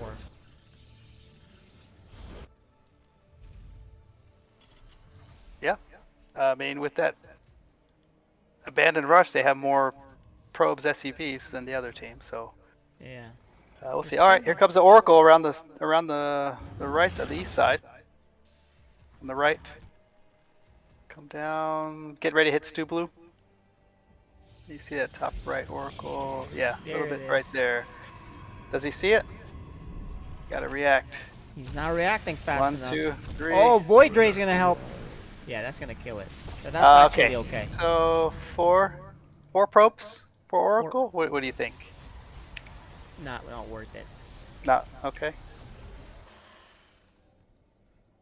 And he's still ahead by one probe against the other Protoss. So. Oh, look at this, man. Stu Blue has his own Sky Toss. Who can do Sky Toss better? War Bunnies or Stu Blue? Well, we have slightly different level. I know. But I know. But that's a saying, right? He's got a head start. He's got a nice head start. He's got 2 Stargates. He's already got a Void Ray out to match War Bunny's Void Ray. Yeah. So we'll see. Yeah, I like Stu Blue's position here.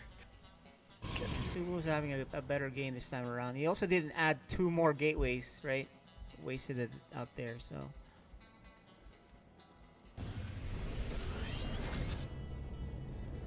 So we know how this is gonna be, Mighty End. We know this is gonna be a Sky Toss type of play, right? Yep. You think That's Hyper very Turtle dominant. will go for the big ground army again? Yeah, he's gonna go bio again with tanks and all that. So I think Stu Blue though, they really need Storm, or if Mizel can just keep making tanks. But this is a much better game for both of them. Yeah, pretty even. And with a faster third, Stu Blue. And just as I say that, War Bunny's gonna expand and he's gonna see this other base as soon as he drops that Nexus.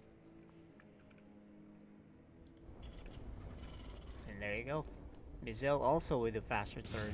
There you go. He sees the 2 gateways. He's like, yeah, buddy. Let's go clean that up. Love these sensor towers. That's the 2 gateways. Scout the third proxy. That's what that was for. Yeah. Like, let me just in case they expand here, let me put 2 gateways in a pylon just to make sure. Look at Mizel. He's lining up some turrets. Very good play. He's expecting. Yeah, he knows what's coming.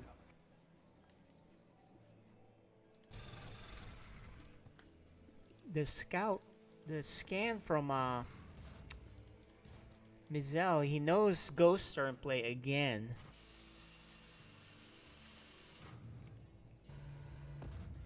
And a forward sensor tower here for Hyper Turtle. That's very expensive. You better put some stuff there, but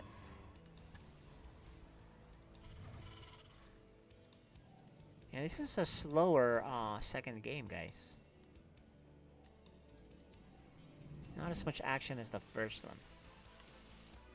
There was an attempt at some harassment early, but that's about it. They all backed off, and now they kind of had this agreement to just kind of macro up, right?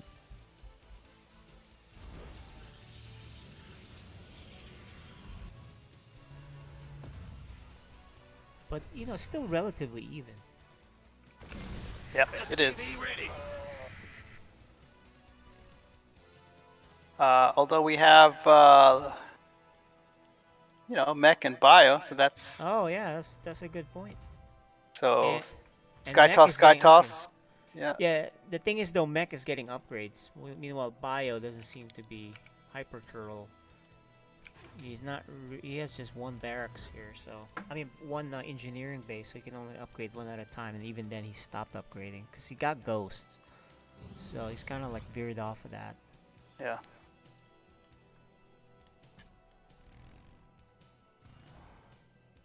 What do you think here? Oh, it's a ledge this tank is push. Interesting. Yeah, yeah. This is not bad. You'll kind of deny this upgrade.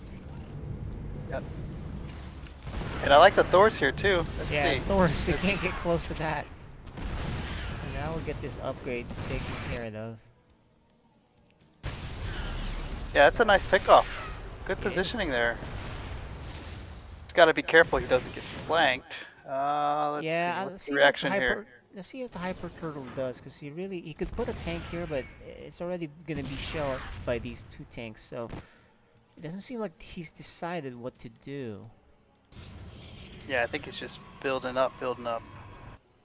It's like not doing too much he's harm on that unsieging his side. tanks. Let's see what Hyper Turtle does. He's unsieged all his tanks. Oh, he can get this ledge next too. But here comes all the Void Rays. They're all clumped up.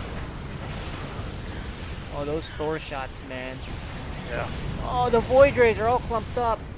The tanks are... Okay, so here you go. Hyper Turtle's not going to counter. I think he's going to sandwich this. He has enough army here for sure. Yeah, siege the those tanks siege up. Here comes the big push. But they're not going together.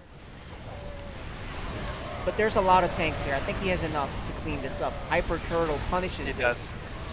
It's a big punish here. Just caught those tanks unsieged. Would have made a little more difference. So... What is he still? Does he still have? Oh, he still got a tank here. Okay. But you know, use resources lost showing that on the screen, a little bit even for both sides. But you know, DLS Mizel lost more there with his huge army getting annihilated. Yeah, it takes mech longer to build up, so let's see how this.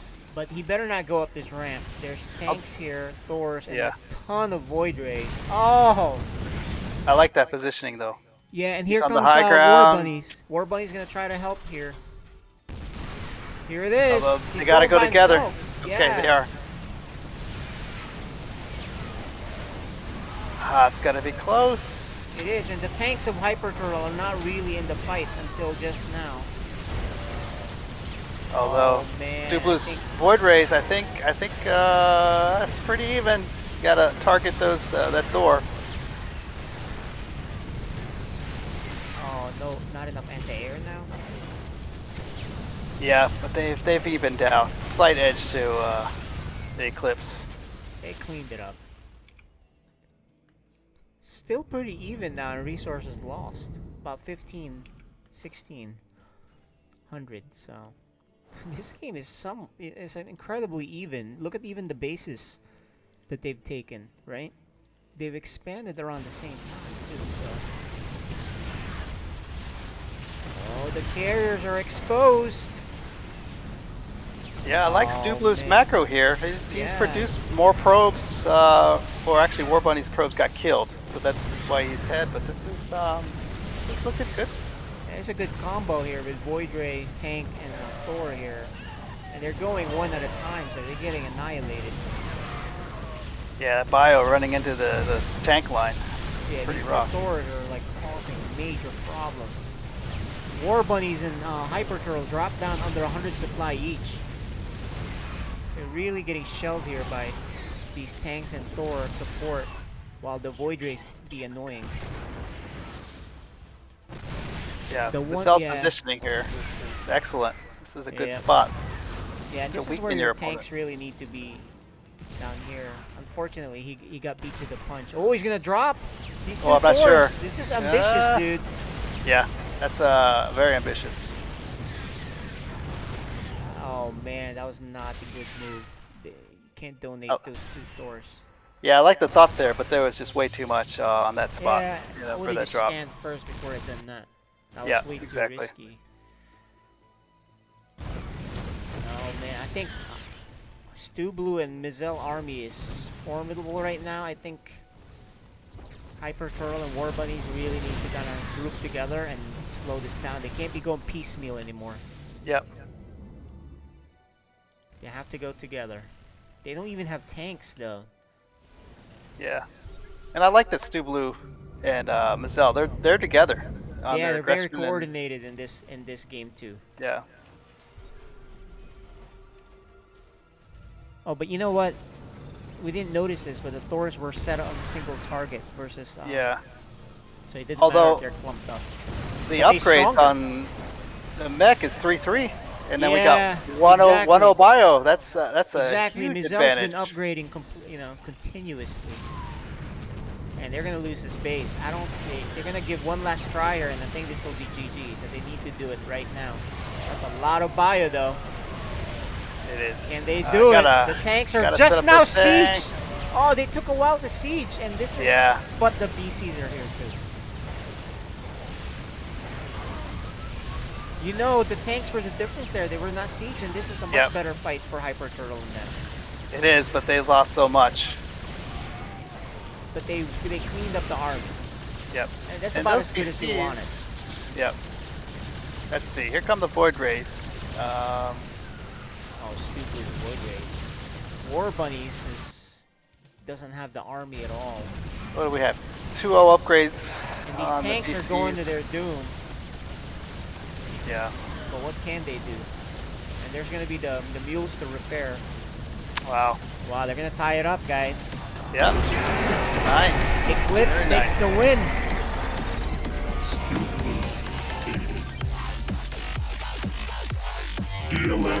Yeah, I'm gonna go with fake rush. I know you. Yeah, the mech upgrades there, they just took some bad fights too, right? So we have a game 3. Yeah. Mighty Ant. Yeah, that was all positioning there. Excellent job by the Eclipse team. Yeah, this is why 2v2 really is a team game, man. That's really so different from the one-on-one. You can't just be good one-on-one players. Emerald City, it just shows you every time I watch these 2v2s. You know, there's 2 players that maybe individually be not as good, right? If they're together, they will always perform better. Yeah, that was excellent teamwork on that one. Yep. Yep. So Emerald City, there's golds in Emerald City, man. It's a windy map. This will be a good game 3.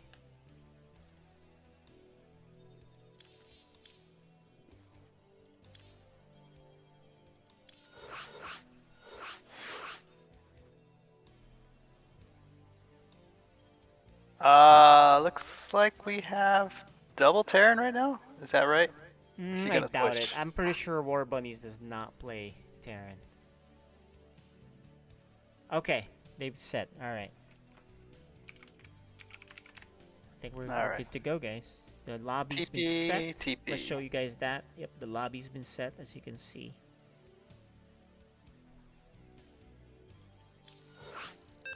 Game 3, the final match. The final game of the match. Coming right up.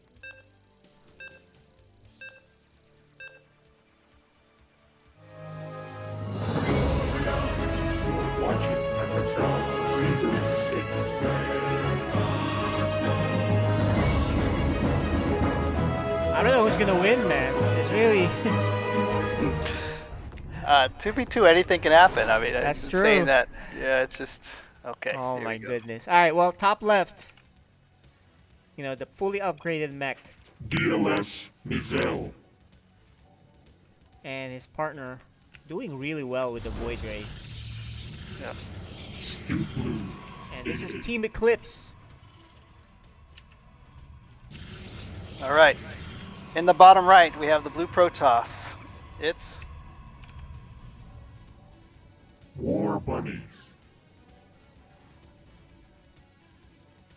and his partner, the yellow Terran. It's Hyper Turtle. and together they are Team. Turtis and Hare. All right, man. Where's Are the these guys gonna proxies? Proxy? No, they're not proxying this time. Not the What? super early ones, anyway. I mean, it worked on the second game. Well, you know. I think they just You gotta they show it, abandoned right? They abandoned it just in time for it to be Yeah. a problem, and they had better teamwork the rest of the game. So it started with the ledge attack, right? That they did with the Void Ray and tanks sieging, Yeah. right? Yep. That was the strategy, but we'll that see. was a good strategy, and they just kept Okay. pounding their lead after that. Yeah.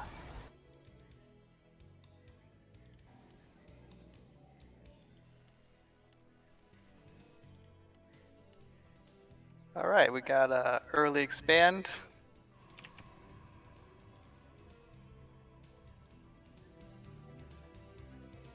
From Hyper Turtle, looks like he's going for Well, you know, a macro game, and right behind him is Mizel. Right. yeah. Well, you know, Hyper Turtle will expand. And he was getting proxy gated. He expanded anyway. That's true, and held. Yep. And still held. So I don't think it's gonna stop him from putting that command center down. The good news is too is like you can lift it off, right? Once you finish it. So Yeah. look at that. Hyper Turtle got some extra APM for harassment, but he's gonna be taken down by Mizel's Reaper.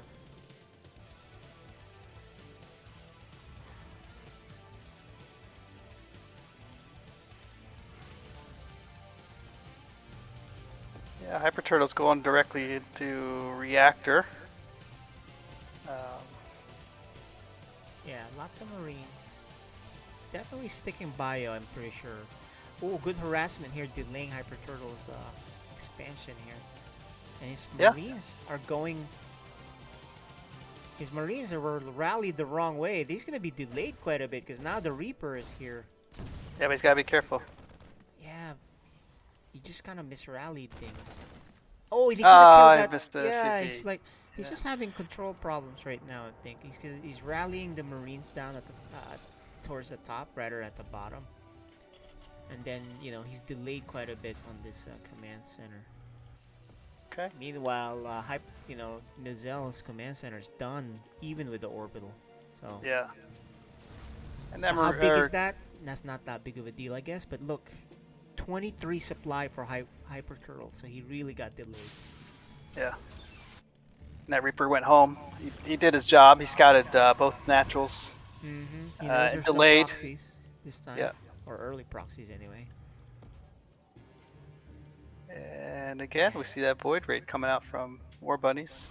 Yeah, so supply-wise, War Bunny's doing really well, but his teammate Hyper Turtle really way down in supply.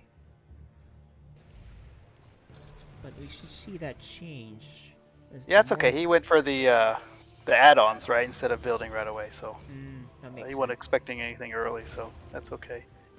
And oh, good scan, but just misses the medevac load of Hellions. Oh, dude, these Hellions are gonna roast so many probes. Let's see. Oh, wow, look at this. He's like, Yeah, let's Let's see if that cannon will finish just in time. Let's see if Mizel boosts this. I think those Hellions will land before that finishes. Got one Stalker Especially defending. if he boosts it, but he's not. If he doesn't boost it, who knows? That Stalker is essential to stay here. Yeah. Oh, he did boost it. Okay, so. Yeah, Oh my yeah. gosh, it's gonna be really At the same close. time. Yeah. And there's a Void Ray. Okay, so that's gonna help a lot. Yep, he's got to go. Straight for the probes. Okay. Oh, and good He's pull got here. one. It's one They're probe. clumped up. They're clumped up. Oh, he's got a target fire. Oh, but he did didn't target fire. I think he A got 2 miss. probes for 4 Hellions. Yeah, that's a misclick and a half. He Yeah. really had a chance. So very good pull by War Bunnies, man. He says he has no APM, but the little APM he does have is effective, right? Yeah. I like that cannon. Great position. Yeah, indeed. He knows. Good defense there. He knows what's been getting him in the past. Hyper Yeah. Turtle's now gonna try to do some damage with this single Banshee, and Cloak is about to finish. So yeah, this will do a lot of damage. There's no observer. So let's see his control. This is the Maru control. Make sure you click on the probes. There, the kill count's going up. No observer. That's a lot of probes. 7 a lot of probe is very kills. nice. You can get some more. Yeah, he's boosting his observer out, but Better get out of there. Oh. okay. Let's get a scan. That's okay. Okay, I don't think Mazel wanted to reveal his BC. Yeah, 8 probes killed. Pretty good for one Banshee. Yeah, that's really good. So that was a good start by Hyper Turtle. Revenge. He took a lot of damage earlier. Hyper Turtle is sending a sacrifice SCV to Scout Lid.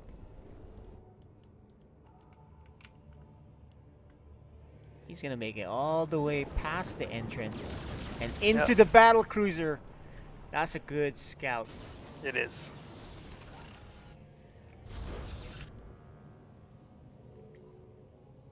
Yeah, they also see that there's 2 starports for the Terran. So, and with that, he's gonna put in an eBay, even the armory. But you know, War Bunnies has the anti-air going. He's got all these Void Rays, man. What's a battlecruiser gonna do against mass Void Rays? Assuming they fight, separately, but Yeah. It's good to know that composition, but you're right. War Bunnies has that covered with his Void Rays. Looks like Marine tank still.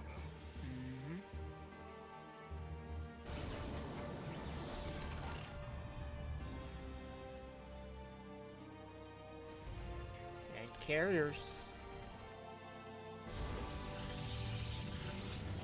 He probably wants to put in some turrets all over the place if you're Hyper Turtle. Yeah. Eventually. Let's see, what's Stu Blue? Stu Blue What is his tag?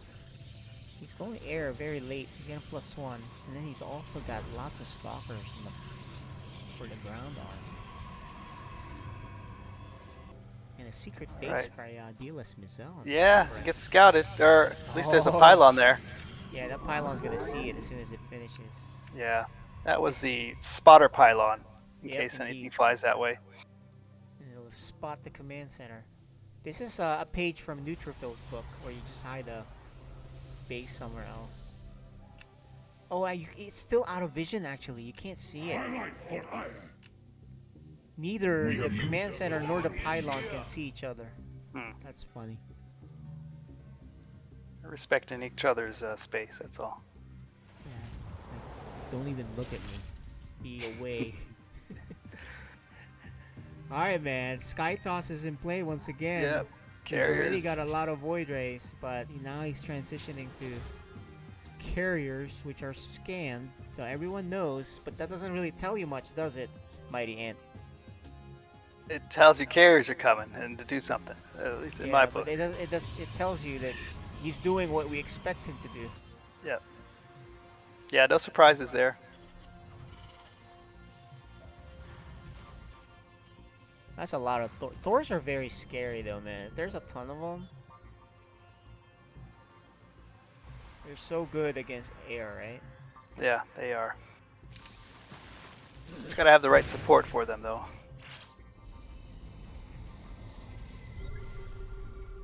And the scan reveals just 4 carriers so far. matching the four battle cruisers matching the 4 carriers. Right. But there are Tempest. He's throwing in some Tempest in there. yeah, he's throwing a Tempest in the mix. That what is Look is at that this the base. counter This is so to PCs? Tempest? If you can see him, you can shoot him far away, and then you have to micro back. It's, you have to see him because their range is so much further than what they can see. They're like tanks of the air, War Bunnies gonna cancel this Nexus by Stu Blue at the gold. Yeah, that's Hyper a good run by. Turtle's floating his base. He might as well take the gold at this point, right? But oh yeah, he's like, okay, let me go to the gold. Yeah, he tried it. My turn, right? Oh, but it's just in time for the Terran to see it. Let's see what they do here. Let's see. I think you just let this go. It's too dangerous to try to save it. There's a ton of units there. It's a lot of air. You gotta fight together. You cannot just go in there. You gotta fight together. And they back off. Because you lose your army, it's probably GG. Oh, this run by is doing great. War Bunny's showing some variety here. Oh, you should probably be hitting the probes instead, but he's targeting me. He would have killed so many workers. It's funny, these run by is just missing out the secret top base. Yeah. It's got 1 probe in the gas, so yeah, it's not too much. They want to go. Factor. They want to go for the bigger impact. All right, he does spot the charge lots. Although, oh, the big fight in the middle. Mizel better be careful. Yeah. Both armies are here. High ground sandwich. This is scary. it, man. This is the spot. So Yeah, he's War repositioning. Bunnies- So yeah, it's smart to pull back there. War Bunnies needs to join his friend here. And this anti-armor missile, a little too early, I think. The fight Yeah, he was does area. And now it is. pull him back. The tanks need to be sieged. Oh, Hyper Turtle just now sieging the tank. Who's got a better army here? I think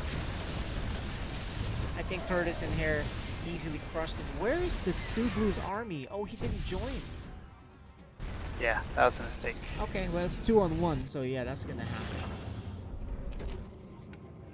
And finally, War Bunny sees this base after warping in. Like, oh. Yeah. Stu Blue is down to 83 supply, man. He really needs some supply because the team needs them. Right now. Oh, look at these mines. Yeah, not too much of a big deal, but I think this is the death push. I don't know how you're going to stop this army. Mines may be trick. There's like a lot of them. They're wasting it on the cheap bio. And look at the parade push for Hyper Turtle and Bunnies. There's too many mines here. I don't agree with the mines too much here.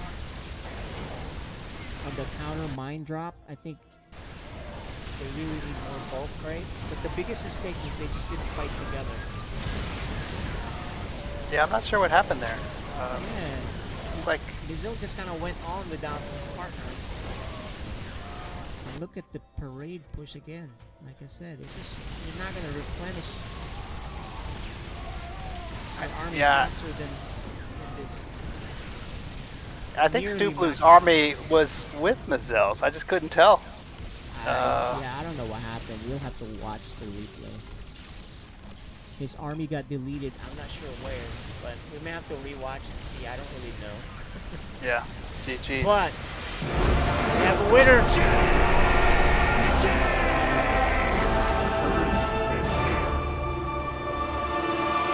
Hyper Turtle. So are they back in form? War Bunnies. Do you think they're back in form? Let's go talk to them. Let's bring him in. That was a nice game for them. Yep.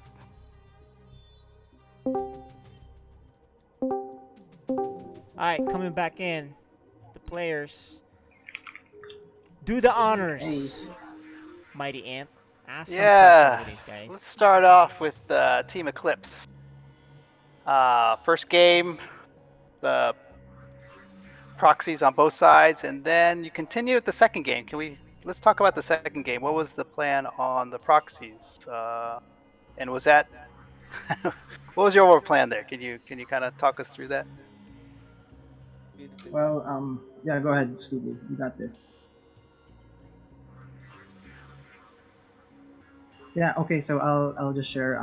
So I just wanted to harass them a bit, you know. And then while they're busy, Studio is also proxying just to to add more units to my army, and then yeah, that's it. And then if it fails, we go macro. That Yeah. was the plan. Okay. Yeah. We thought. Yeah, your macro was excellent, even though you didn't put any pressure on it. I like the Reaper pressure, but then once you lost that Reaper, you guys went straight into macro, and I thought you guys were excellent in that game. Yeah, thanks. Third game. So the second game you guys fought together. Third game, can you tell me about the turning point there that you guys saw? Was it just the last battle that they kind of sandwiched you, or what happened in the last game? Well, for me, I think we were too greedy to attack the fourth base. I think we lost a lot of units there. Stu Blue was trying to, I think he didn't have much gateways, but I think he did his best targeting the carriers and some other important units. But yeah, that was our big mistake. We lost our units there. That was the end. Okay. Yeah, those are very entertaining games. So glad I went to the third game. It just showed 2v2 anything can happen. So well done, guys. Okay. Let's go over to Tortoise and Hare. PT combination looks really strong. First game. What did you guys think in the rush? Because when we were watching, we were kind of nervous for you, but it looks like you guys just had it under control. What was your thought process there? I think we were thinking, boy, we've dealt with a lot of this. Let's do what we already talked about doing. So a little bit of worker pull in.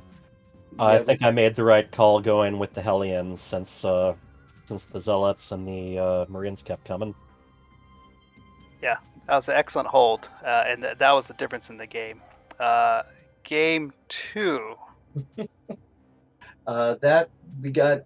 So against that composition, we have to wait for good engagement, and Mizell was in a good spot harassing, but not like damaging anything really necessary, but very harassment. But we got kind of impatient, and we jumped one at a time, and that kind of led to our deaths. We had a couple spots we could have fought back, but you can't get jumped. And then the third game, as Mizell said, actually they had a really good setup. David did a really good job of pulling back until I could get there, and we could get a better concave than them. And that's Stu Blue. He didn't take a bad fight, but he got concaved on. And once we collapsed on one army in that choke, then we could hit Mizell. And once that was done, I think what we did right the third game we didn't do right the second was we managed to set up together on high ground, draw the flying units ahead of the ground units while they were trying to get up the stairs and the ramps, and just take things out as they came. And I think we also had a better anti-air composition and didn't have to worry as much about siege tanks the way they were set up. Yeah, the siege tanks in the second game, the Zell siege tanks really, they did a number. Siege tanks are really good against Marines, and Marines are good against everything else.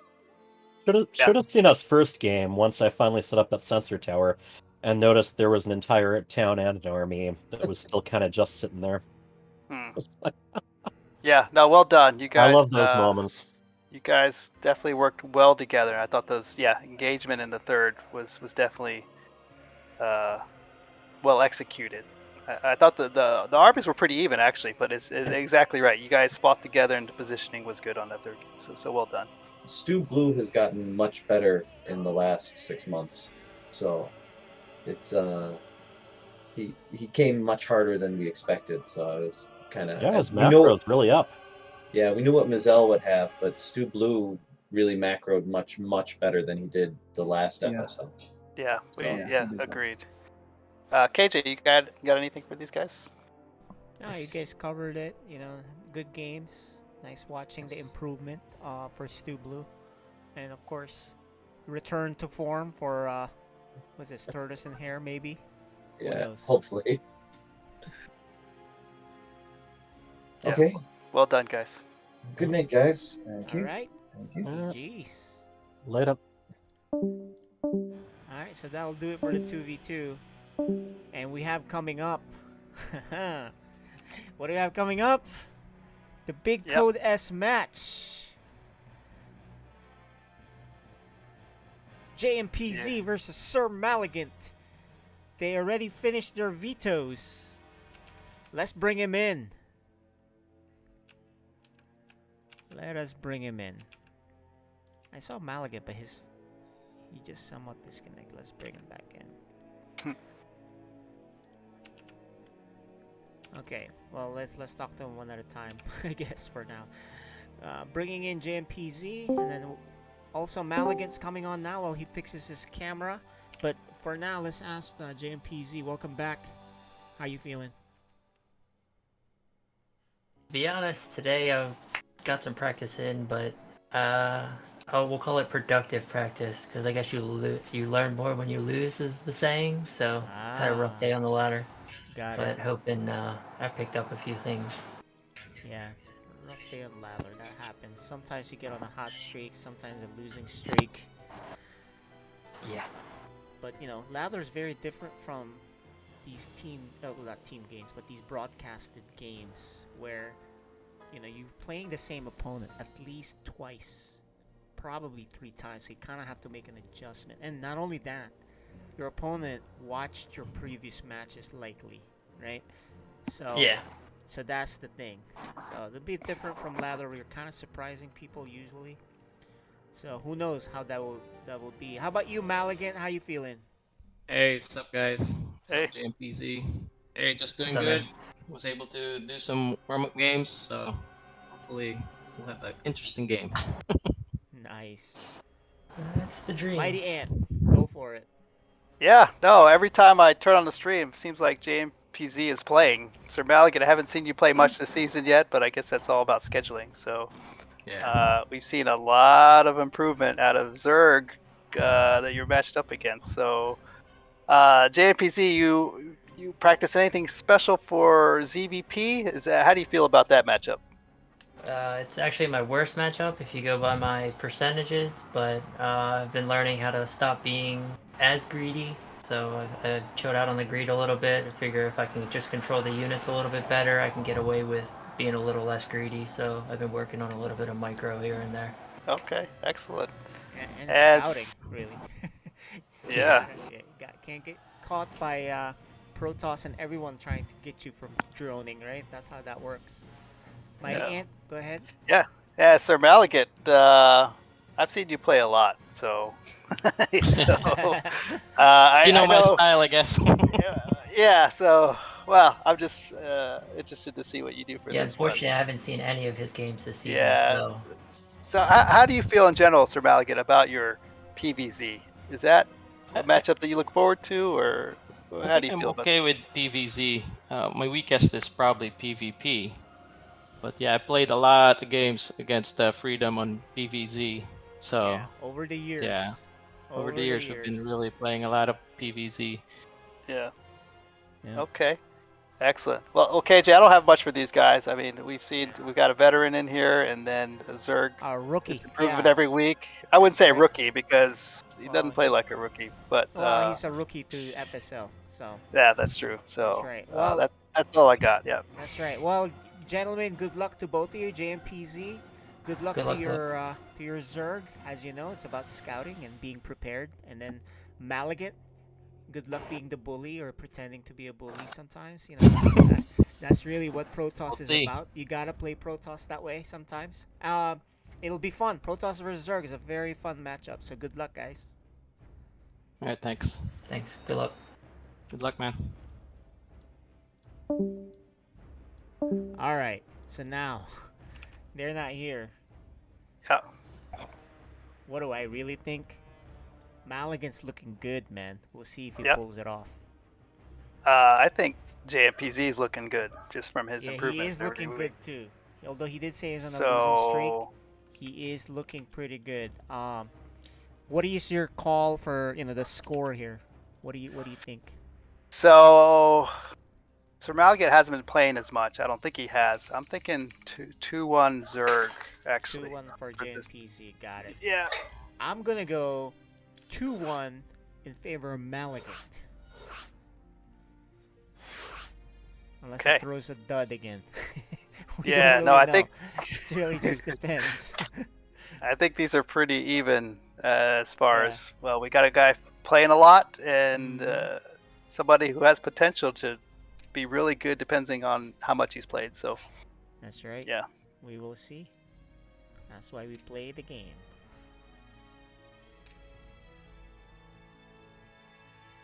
Protoss versus Zerg is a lot of fun, actually. yeah, you like that matchup?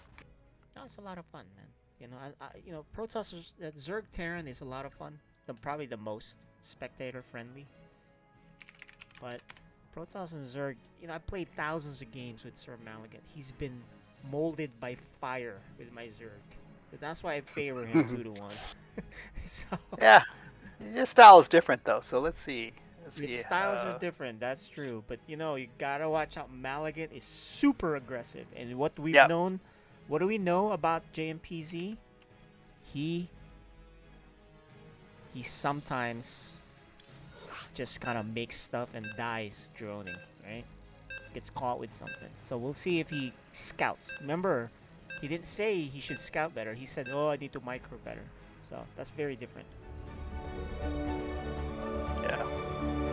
All right, let's get this going. Watching FSL Season 6. I'm excited for this, man. 2-1 JMPZ for you, 2-1 Sir Malagant for me. We'll see. In the bottom right, our rookie this season, he is improving every time we watch him. JMPZ. All right, in the top left, we have our veteran green Protoss. We have Sir Malagant. And you're definitely right, though. JMPZ has improved. That he faced, arguably one of the best Protosses in the league. Had a great game against Instability, right? Yep. So yeah, JMPZ is looking good. But I'm telling you, styles, the clash of styles here. Malagant is so aggressive, and Instability is a macro type of Protoss. So their styles match there better. That they have more of an even game, right? Even though Instability is probably, the cream of the crop there. Thanks for that follow. Welcome to the channel. This is FSL Season 6, Day 11. All right. Fast expand. Is that what you call it in Protoss? Is it called fast expand? It's normal. Is that It's just a Terran normal. turn? Okay. No, it's normal expand? Yeah. You see Okay. that you're not getting rushed. It's a hatch first. So you Okay. obviously expand and you just build your wall. So I see. It's normal.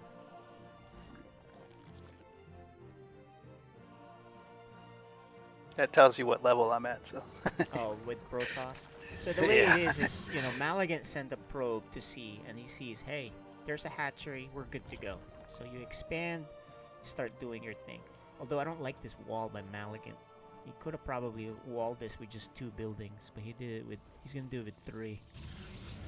And we know how Protoss is. You better wall properly. And look at that. JMPZ is gonna take a fast third, this is actually somewhat faster, but Malagant spots it and he's gonna deny it a little bit. This is the code S, guys. So the level here is a little bit better. Look at that. He's like, oh, there you are. Yeah, nice try, bro. The speeds are pretty normal here. He has 4 lings. He does get it up. But there was lings coming, so at least Malagant knows there's a 3rd base. And it's not a 2 base all in, right? You gotta watch out. If the Zerg does not get a 3rd base, it's a warning. a red flag for you. Big warning sign. Yeah, I like the Adept here against Zerg to start with. Yep, Right. you definitely want this Adept out scouting. Like, you hold the wall first, and if you don't think Lings are coming, then you go. He's gonna wait for 2 Adepts before he moves out, probably, or just send 1. But you really need the Adepts to scout what is going on. Like, is there an all-in coming, or what? That's really the thing that you're trying to look for. And a Sentry. So, yeah, the Sentry, in case there's some Baneling bust, and then also you can do a hallucinated Phoenix Scout. And look at that. 2 Adepts is not just to scout, it's to kill workers, by the way, with 1 shot. Good creep strike for JMPZ. The Overlords could okay, he sees this. What does he have? He only has oh, but Maligan 2 Queens Shade. are good. Yeah, his Shade Shade in. wasn't done right. He needs to run away. Shoot, there you go. He's doing it the right way. And then guess what? These are gonna kill workers. Oh, but he's gonna lose them. He takes the wrong shots here with the Adept. He's not gonna get much. Maybe one worker. Not even that. He's mismicroing. This is not a good start for Maligan. Yeah, his Adept control was really not good.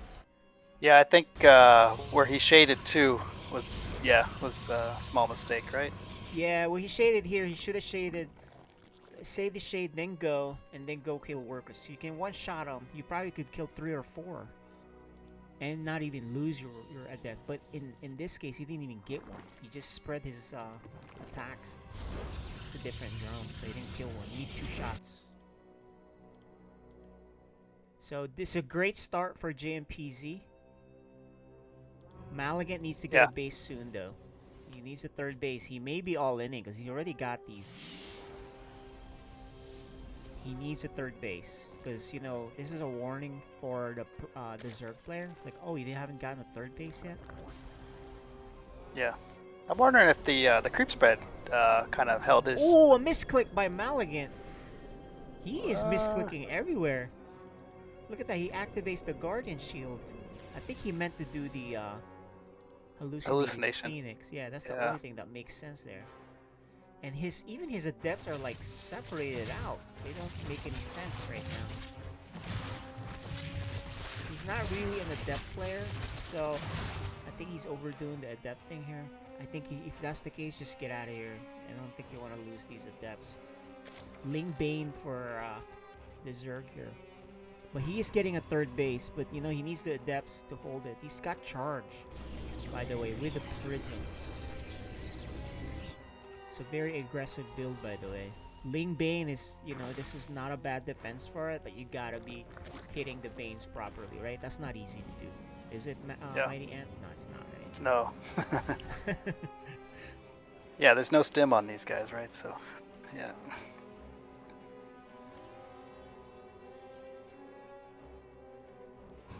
Yeah, he's bringing more harassment. Let's see. There's a big harassment here. There's a Prism here. There's actually a killing move, I think. Okay, lots of charged lots. This is gonna catch JMPZ off guard. And then he's gotta attack up front on the other side. These charged lots are not easy to get rid of, man. Especially in this corner. They need the Banelings. Oh, you know JMPZ likes to do F2, right? Let's see if he takes care of that. Guardian Shield. Oh, Maligan. Maligan is doing enough damage even though he's kind of F2ing. He recalls that one, which I don't think he needed to do, but look how many workers he's killed. And he's gonna take care of the Hydralisk then. Maligan has the 3rd base. So this is all like gravy, right? Yeah, 2-prong attack, very well executed. He hasn't even sent his other army here. You know, he may win it on both sides. JMPZ got caught here. He's even getting a 4th base, but he's gonna lose his lair. Maligan forgot about his army there too. He's gonna lose the Baneliness and the lair. I think he's just done, man. Yeah, he's doing enough damage here. This is Maligan. You know who he is. He is aggressive. He's not instability. Maligan will attack you. Nice splits. Yeah, very good splits. And That's pretty much it, guys. Got caught. Yeah, that was my prediction, right? Yeah, I think you're right on and then all the. of a sudden, you don't see it coming.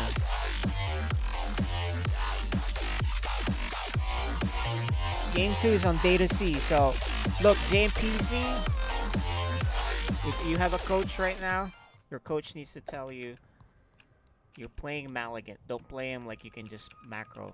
You gotta be ready, right?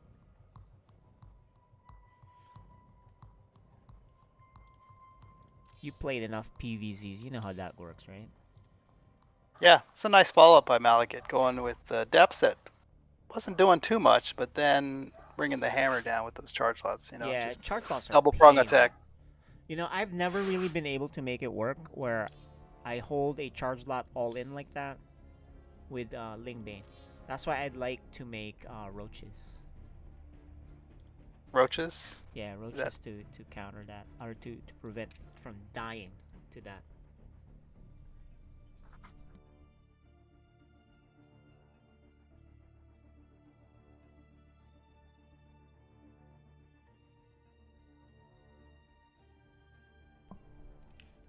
All right.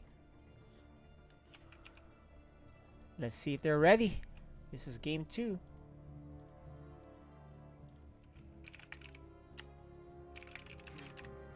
All right, let's move you to the observer spot. Oh yeah, may need to do that.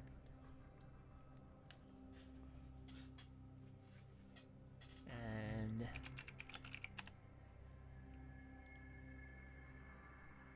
okay, we're good to go.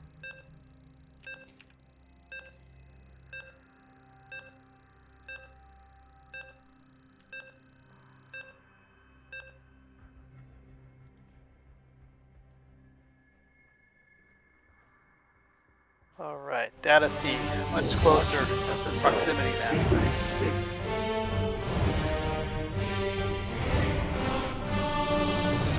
Well, actually, it's a bigger map, but here you go. In the top right, very aggressive.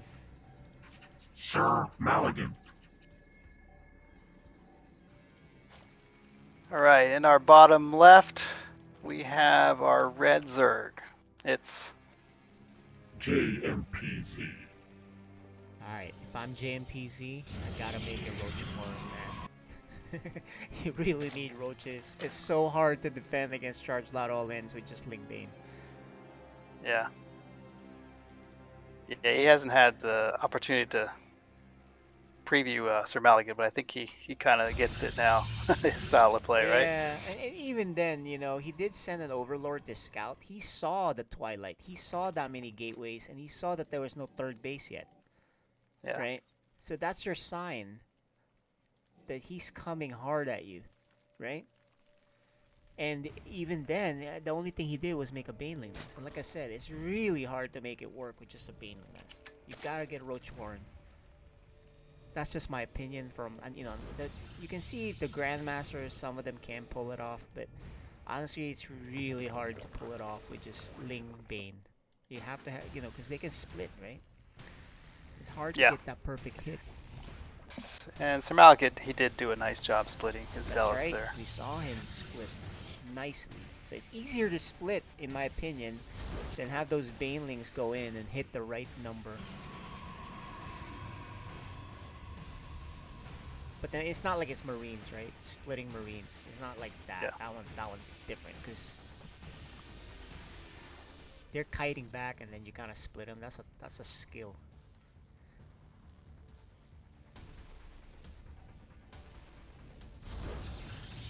All right, JMPZ. You gotta know this guy is aggressive. All right, he's scouting. I mean, looks the same as before. At least to start with, right? Yep. Initial scout. Nothing too crazy. Although Sir Malignant's probe, it's kind of suspicious. Just scouting. Nah, Okay. he's just a scout. He didn't see the third base. And like I said, if you don't see a third base, you should be worried. But he still doesn't see it. It's out of his vision. and he sees a lot of lings. Queen has emerged. Yeah. Oh, he Looks like doesn't see the zoned him hatchery, out. man. He doesn't see the hatchery, so he probably thinks this is an all-in. The whole point of that probe is to see if there's a third base. He didn't see the third base. It's out of his vision. So he should be like, uh-oh. And look at him. He puts down the shield battery. Right? This is what I'm talking about. And Baneling Nest for JMPZ. He really likes the Baneling Nest. Look, I'm not saying it's not possible to do it, but it's harder. A lot harder. Especially if you're not at the Grandmaster Pro level, right?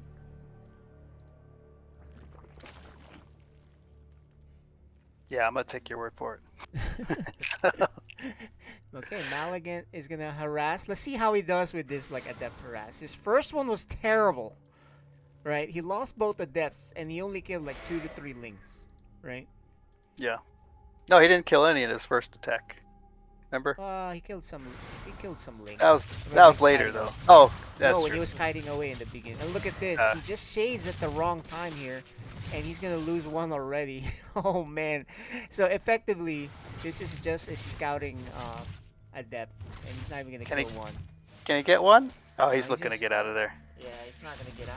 And so Yeah. this is even worse adepts than the first one. At least the Those are first set of adepts killed three or four lings.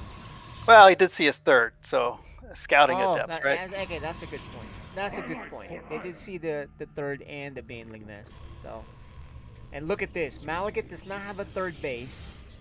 He's adding all this infrastructure. If you are JMPZ, did he even scout though? Did he even send a link? He needs to send a link to see. But unless he's just gonna assume it's a big attack. All right, there's the hallucinated phoenix, right? Yeah, Yeah, look, he's- Malekith's good at scouting, but JMPZ needs to scout. He's actually sending this Overlord. Your to forces scout, are under attack. but he needs to scout for a third base, which he hasn't done, or even especially the infrastructure that's coming out. I think what we're gonna Our see army here be scrapped. is Colossus, or oh yeah, there it is. He's already making one, which will wreck Lings, by the way. You once again, the answer is roaches. Does Yeah, he even for have? that Yeah, kinda- he needs Baneling speed too. This is gonna be tough, man. There's a third base, although it's very late for Maligan. That's the only good news here. Oh man, I got more bad news for JMPZ. His workers is very low. He's only 2 ahead, even though he's had this third base for a while. See what he's. Yep. This is not looking good for JMPZ right now. He needs a 4th base. But he hasn't even scouted that there's a third base taken. So JMPC is completely blind right now. He is adding Evos to upgrade, but what he doesn't know is Protoss has a third base, has Colossus tech. Yeah, with range. With range, and what he has is not good against it. The only time it's good against it is Protoss steps into creep and you blow him up to pieces with the Banelings. Right? Yeah. Yeah, let's see. he's completely blind. He has no idea. And he has the wrong counter. He needs a Spire maybe, so he can take care of the Colossus with Corruptors, old school style. He still doesn't have a 4th base. You know, here's a rule, guys. If you're Zerg, you can be 1 or 2 up base-wise to the Protoss. He is even. He's finally now taking a 4th base, but it's a good 2 minutes or so late. Yeah, with 2 Colossus out, that's And once 3 is there, Pretty that's tough. a swipe, kill.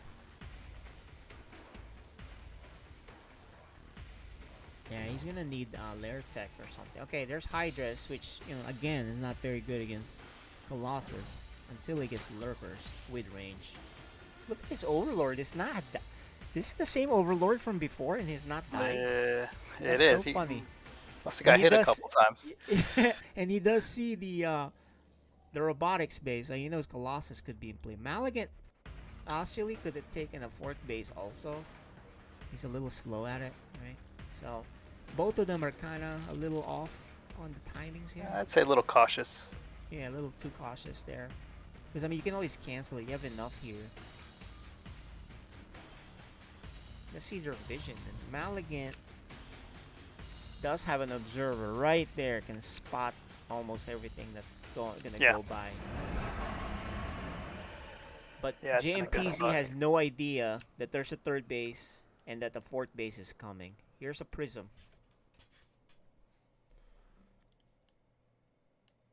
This prism that Maligant has is going to see a fourth, confirm that there's a fourth base now for JMPZ.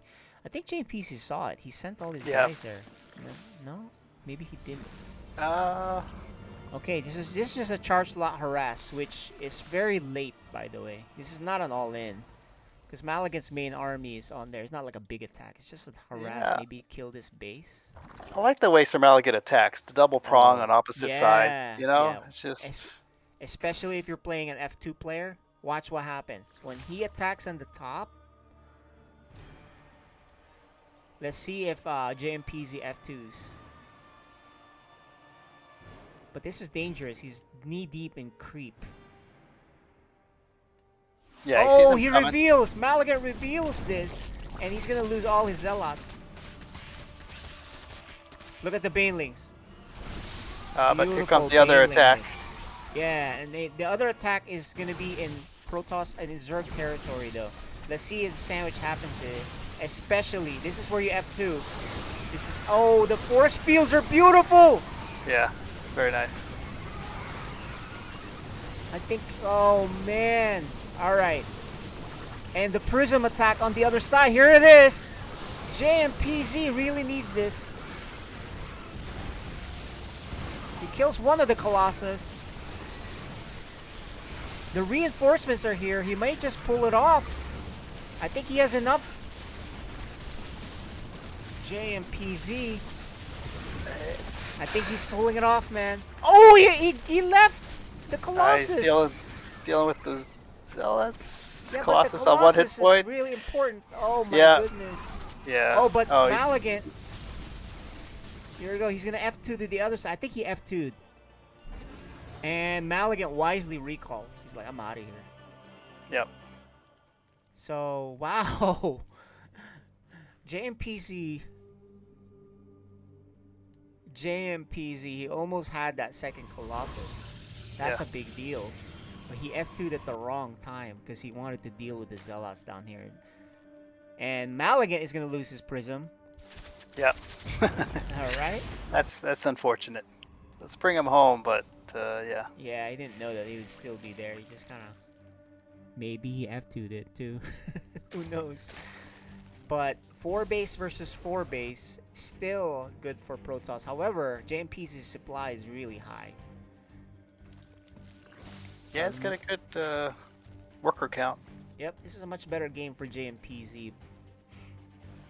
Would have been even better if he had killed that one Colossus, because it takes a while to make Colossus. In fact, Maligant stopped making Colossus. He's actually transitioning to Storm. Yeah, look at the supply though. Yeah, you know, JMPZ, man, look at the creep spread. Yeah, very good. Scarlet type creep spread, right? Yeah, this is a much better game for JMPZ, even though he got away with it, right? Remember, he didn't know what was going on the other side of the map.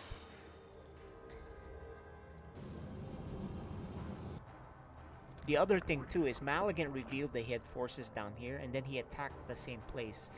I thought he was gonna do what you said, which is attack on 2 spots. And if you're dealing with an F2 player, that's perfect, right? You kind of ping pong him back and forth, and then you kill one, and then you run the other. Yeah.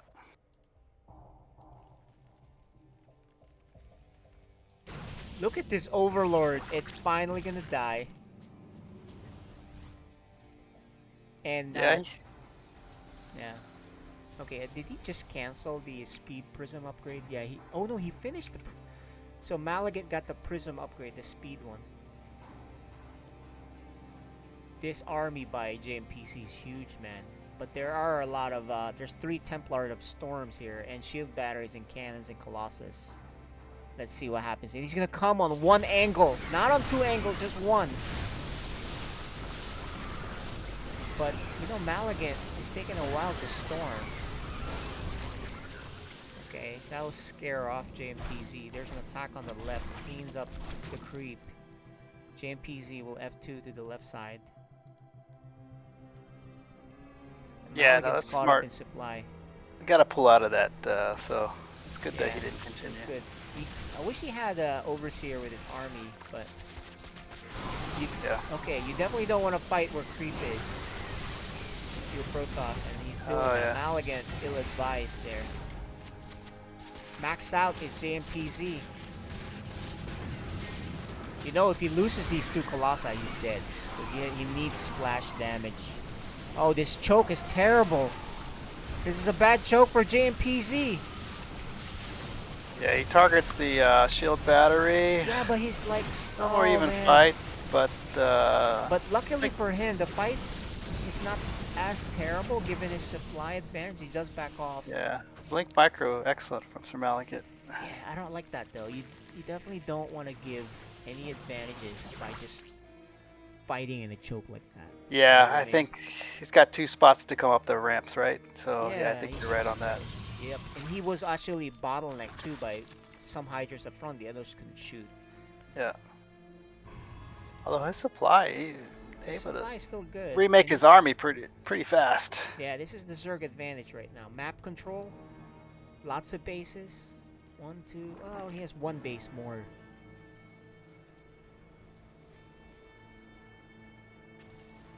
So yeah, this is much better game for JMPC for sure. He's just gotta, you know, you can easily lose a game like this, believe it or not. So you just gotta, you know, not give the advantages to Protoss by attacking at a choke. Or especially only on one side. Okay, here's a big attack. This is good. He's filling the lings. The Banelings are going to the top side. He's gonna kill a lot of workers, but I think the army is more important to kill here. Beautiful Baneling shots here. Here it is. Storm of Colossus. Okay, he backs off. I don't mind this. This is a good back off. He killed 20 workers already. Go back off. You have the advantage. Nice game here for JMPZ, man. Yeah, he's up 30 workers, 35 workers. This is the, you know, oh, Malik, oh, he could have killed that, but JMPZ let it live again. Yeah, he's regrouping his army. Oh my goodness. This is also, he has Hive Tech. It's time to go Broodlords. Does he have the upgrades? He's got 3-3 now. On ground and melee and armor. Carapace. He hasn't destroyed his rocks yet. Maligan just trying to survive here with the onslaught. And I like this. Does he know? Maligan knows? Does Maligan know that this attack is coming? Oh, here it is. Another chance. So many lings. They're all clumped up. That is a lot of lings, man. Maligan is out of position. JMPC is going to break through that base. Oh my gosh. This one's very dangerous. This is a high risk, high reward. If he kills this, he wins the game. But I think he's going to lose his whole army. There's freaking 6 Colossi Archons. here. There's 6 Colossi here, man. And shield battery. Get out of there. He's broke, by the way. JMPZ does not have a lot of money to replenish, so he can't lose another fight like that. He cannot throw it. Although he's done some good economical damage, though. Yep. We're down to 30 probes on Protoss. That's right, 43 workers killed. There's 6 Colossi here. He needs to do a surround here. Oh, don't fight like this. Yeah. Regroup with the hallucinated Colossus. I like that. You gotta go together and do not fight on one attack point. You gotta spread out. If you've seen Dark Menace, he spreads it out and attacks on 3 fronts. JMPC, you cannot go off of just one. Oh, he's going off of one again. And look at this. He's just getting stormed to hell. But does he have enough? It may not matter, I think man. he does. It may not matter. Yeah, he's got a recall. Oh, this is beautiful. Because you know what? Maligan is down to 36 workers. So, you know, JMPZ is rich. He's got so many bases now. He's 7 bases. Inefficient, terrible trades, to be honest. However, hey, it's working. it's working. okay because he's so far ahead. Yeah, he keeps throwing units at him. Oh, he's getting caught. His Hydras are getting caught a little bit. I just Yeah, gotta he bring needs to those. fight together. I think he has enough here. He does have a lot. Yeah, he has so much. I don't think it matters. Even if you attack on one choke, one choke point, one spot, it doesn't matter. JMPC! Go and take it. Jeez. What a Nice crazy done. game, dude. Alright. Oh my goodness. This is what I where- expected.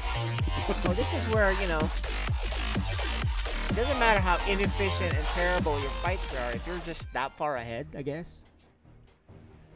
But how many times are we that far ahead in the game? My Yeah. man. Right? I mean, yeah. I'll take that 9 times out of 10 if I'm Protoss. Yeah, go ahead and attack me on one side. But you could do that at Zerg, though, right? Just keep going. No, man. No, it's not. It's, you know, he has the map control, right? Mm-hmm. I think, you know, Maligan, his mistake there was a couple times he attacked in the middle of the Zerg creep, right? And he lost his army. You can't rebuild as fast as Zerg. With, Yeah, you know, that's what I meant. Like, yeah. that was his mistake. He should not have done that because you can't. You gotta recall. You gotta get out of there. You only fight at the edges, right? You don't want to fight in the middle. Let's see what Maligan does here. It looks like the long game. If you let JMPZ get into a long, comfortable game, you're in trouble. So that's the key here. I think if I'm Maligan, I'm gonna go with the 2 base or 3 base timing attack here. Or just the double prong attack. He didn't. Or the double prong like earlier, right? He didn't. Yeah. He could have won with that. In the second game, yeah, it just it didn't happen, right? Yeah, because he revealed his zealots at the bottom, which got crushed. JMPC F2 there crushed it, and then Maligan gave him on a silver platter the rest of his army in the creep and went down the same spot. Right? So if he had attacked the 2 spots, that would have been so much better. Yeah. Anyway, that doesn't matter now. This is game 3. We are headed into Tropical Sacrifice, and that's a big map. Oh man, let's see what Maligan does. This is a big map. He cannot throw his units in the way he did. So, alright guys, game 3, the final match, the final map, the final game.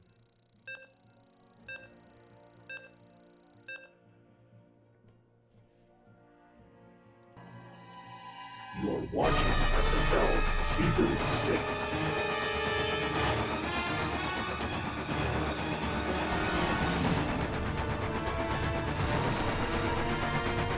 It's all tied up. Thanks to this Zerg's win in game 2. He is JMPZ.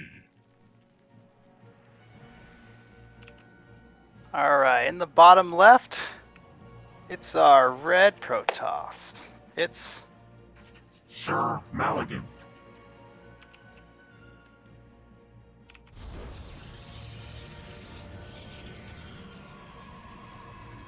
alright, man. Alright.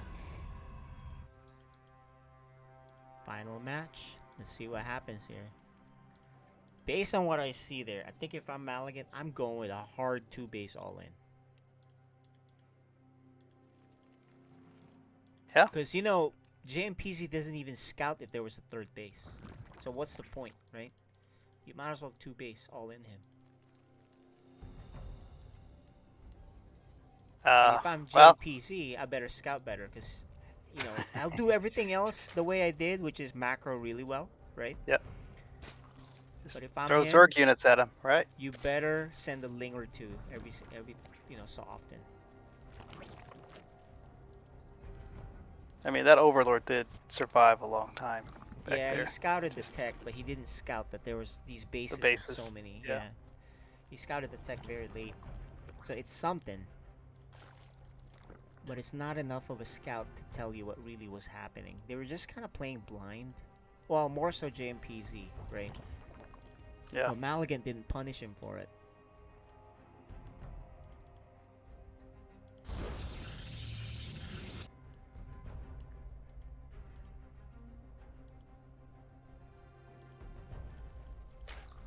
is a big win for JMPZ if he pulls it off. Malagant, styles-wise, matches up better against him. Like he has, in my opinion, the better style for. Oh, Malagant did not even try to slow down that third base, and he's scouting. See, Malagant will scout. That's the thing about him, right? If you guys want to be, oh, he sees the 4 links. Look, guys, it's a huge deal. If you don't know how to scout, you will die to a lot of stuff that you just don't understand why you died. You know. JPC, yeah, he got his 3rd down. So yeah, right on. Looks like he's just going through his build. Yeah, these are safety links, I think. Now, if I'm Malagant, enough of this like adept scout that he does. Don't do 2, just send 1. Yeah, and Malakit didn't catch that 3rd base, so you know still got he saw the drone there. Yeah. He saw so you know it's he's expanding. He's smart enough to know that. Yeah. He okay. knows. Yeah, he knows. And you know it's very unlikely for a Zerg not to get a 3rd base, right? Sending a pro. That's like next level like mind game, but it doesn't make any sense because there's a probe there. How do you know the probe won't survive and go back down and check that you didn't have a 3rd? Now your 3rd will be delayed just because you tried to outsmart yourself. So I don't think he did that. So Malagant knows. But this is a normal game so far. In fact, Malagant, he's got a forge. He should expand, but he's not gonna expand yet. Let's see if he does an all-in. If you are Malagant, you do a hard all-in. Okay, this time he only sends 1. I like this. Save your other adept, man. You keep giving away for free. He's even gonna scout with another probe. See?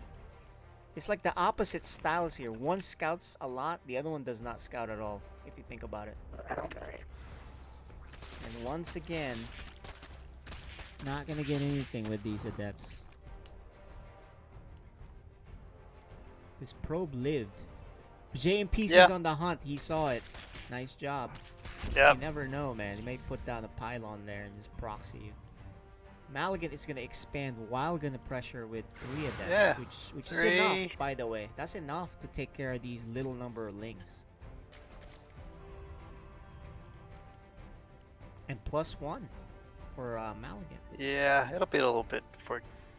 Okay, here's the lings. I mean the adepts. Let's see. Look at that. Much better adepts this time. Oh yeah, and he canceled the shade, so. Oh, and he goes to the corner here. Protected. Yeah, he cancels and he kills workers. This is how you do it. Beautiful. Yeah. Is he getting warmed up now? I think you get out of here. Yeah, I better get out of here. You're gonna lose 1, Alright. but Yeah, he's still putting the pressure on. yeah, this is good pressure. It messes with the and oh my gosh, 20 lings. JMPC overreacts and just holds the ling key. This is the problem though. You better be careful, Malagant. You poke the bear and he overmade lings. You kind of want him droning if you're all-inning him, right? Well, he does have a roach warren too, so. Yeah, that's true. Well, he's not all-inning him, so he has a roach warren. Lots of lings. In fact, JMPC is down in workers, man. So those 2 adepts, 3 adepts did so much. Yeah. They killed 8 workers. That's a lot. That's a lot of workers. And forced 20 lings. That's a big deal. Now there's 4 adepts. While Malagant is gonna protect his base with ling. Yeah, I mean this is why he made the links, expecting. Yeah. Just stop all the harassment. Yep. Okay, here's Malagant. JMPZ doesn't have a 4th base though. He will surround this. Malagant late on the shade. He should have shaded that earlier. And he's gonna lose. Yeah, all he's of gonna this. lose. Yeah. That didn't get much. And a lot of roaches here for JMPZ. This is a lot of roaches. What does Malagant have? He needs he doesn't have splash, right? Yeah, no immortals. Yeah, he needs that Robotech, right? Let's see if he spots this. He needs to spot that there's a ton of roaches. There's no 4th base. Let's see if he spots the roaches. Yeah, he spots 1 coming out. Does he see more? Yeah, he sees the roach warren. Yeah, but he saw 1 roach come out. Does he see more than that? But I don't know. There it is. Yeah. He spots a ton of roaches. Okay, so he got what Excellent he needed scout. to see. Beautiful scout here. So Malagant knows what's up. He's gonna get the robotics bay, probably for disruptors. But here's the funny thing: he's gonna attack.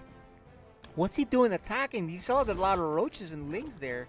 And Zerg is not have a fourth base. Why is he going out here on the map? Maybe he's trying to catch him early. I'm not sure. No, dude, this doesn't make any sense. If you lose his army, you lose the game.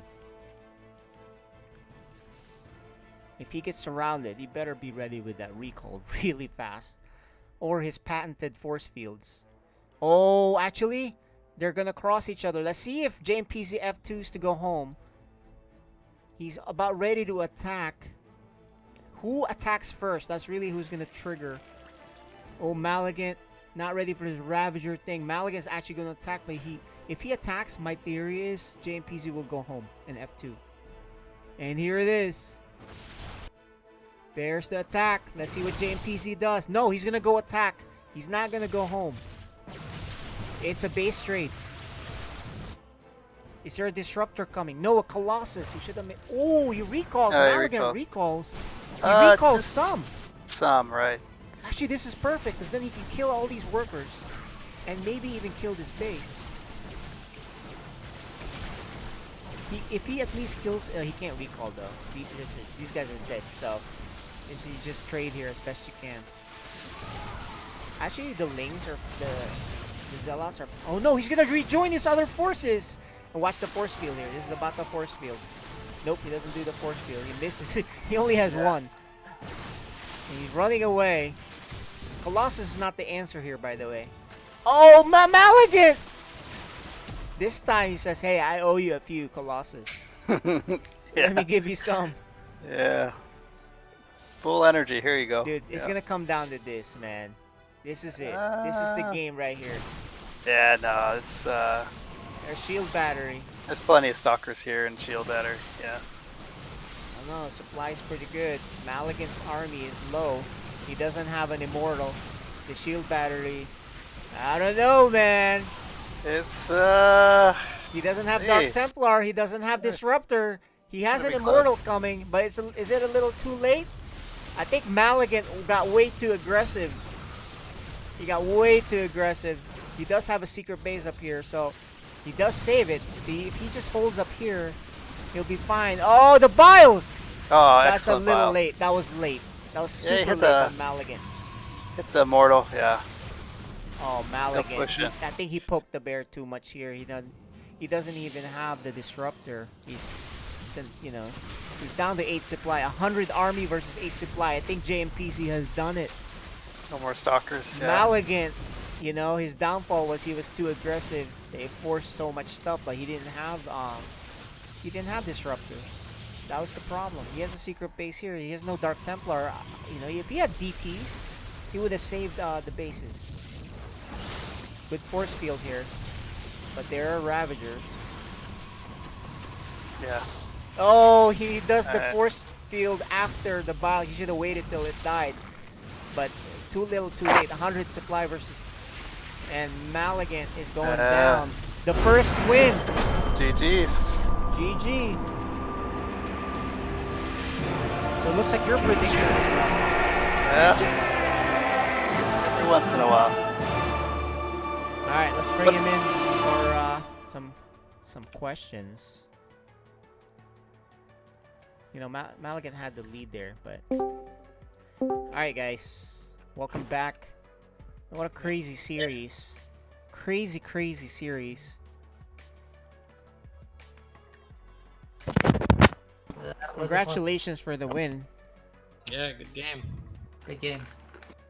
Figured in game 3 I would do something I haven't done yet. I was gonna try to do a roach timing, but as soon as I got to your side of the map, I seen you on my side of the map. Then I saw the recall, and I'm like, he's recalling his whole army. And then I realized you only recalled half, and I was like, all right, that base is dead.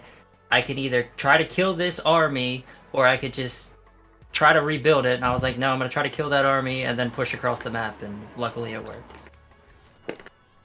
Yeah, Yeah, it was well it was a done. very crazy game 3. I mean, Maligan has some nice I think he had a nice big lead there, but he got way too aggressive and threw his army away, and Yeah. also gave up Colossus. So, Yeah, that free Colossus I saw, I figured that was a birthday gift, so I was like, I have to take That's what that. happens when you F2. Yep. Yep, Alright, I know all about any that F2. specific questions, Mighty Ant? No, I'm gonna let you take this one, KJ. I thought, yeah, those were excellent. Great series. This is a great series. Go ahead, KJ.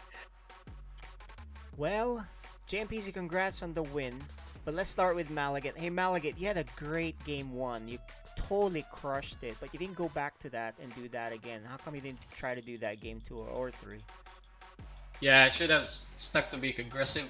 Yeah, game 2 and game 3 I was so passive at the beginning.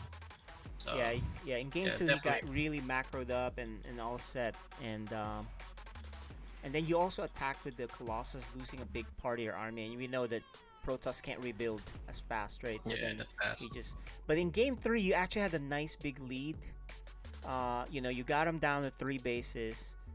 The Depths did a lot of work in the beginning. The Depths forced a lot of lings, but you didn't have disruptors, and you had 1 Colossi which died. So there's no way you can hold that many Roach.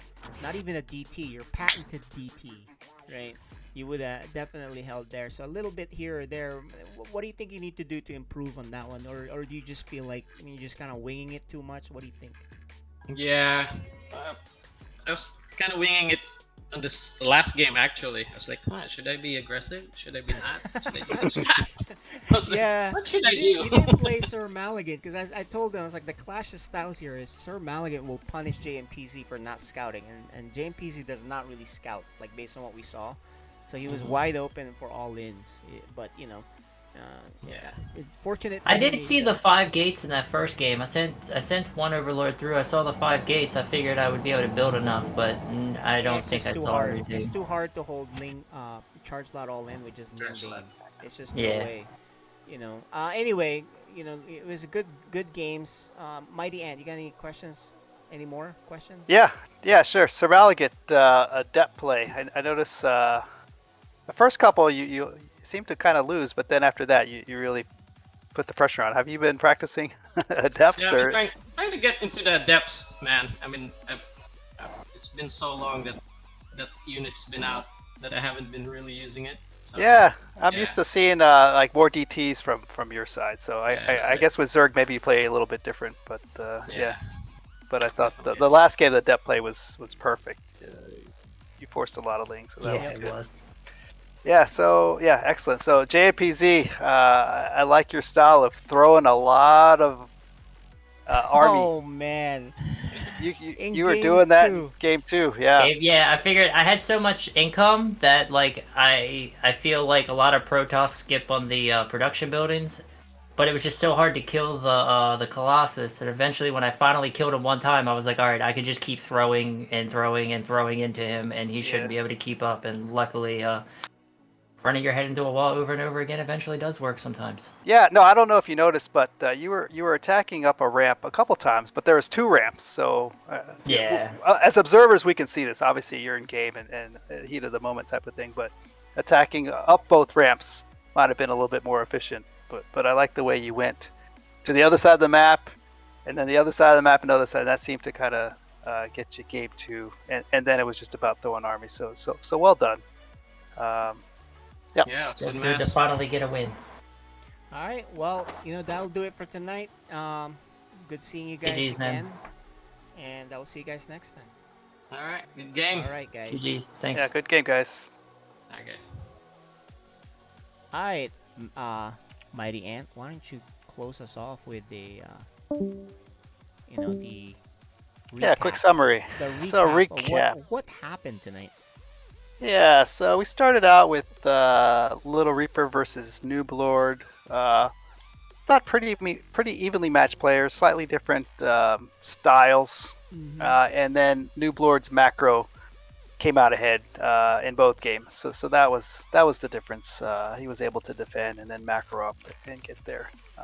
But I thought Little Reaper did have a couple windows there that he could have. He did some more damage, right? Yeah. And then the second game, the 2v2s, excellent teamwork actually for both sides. Game 1, good teamwork by Tortoise and Hare. Game 2, Mazel and Stublu, I thought they were just right there together. And then Game 3, Tortoise and Hare again with the teamwork and the good engagement at the end to get them over the top. So that's kind of what we expect out of them, right? Just to be on the same page. And then in the last one, evenly matched again, 2 different styles, and Zerg came out ahead. He's been playing a lot, so it was good to see that first win of the season. All right. Well, good summary. Thanks for casting tonight, man. Appreciate it. Yeah, thanks for having me. And we'll see you guys on Friday. But, what is on Friday? Let's talk about that just really quick on what is coming up on Friday. Here you go. On Friday. Yeah. Oh, looks like we have the Chanpone Uber XL, which we'll figure out. And then Fenrir versus Kitty Cat Gamer for Code B. And then for Code A is Stu Blue Cyan. In-house battle there. And then the return of Vales. We saw Vales crush in his first debut. Now he's going to face the hot JMPZ. So that'll be on Friday, man. Yeah, that's going to be a good match. I think that's the match of the night, right? Let's see. Right. That is JMPZ's seems like he's got a lot of early matches in the schedule. Yep. But that's good. He can continue his streak, right? Yep. Moving up, so that's good. We'll see you guys on Friday. Till next time, peace out. Have a good evening, everybody. All right, GG's. GG's.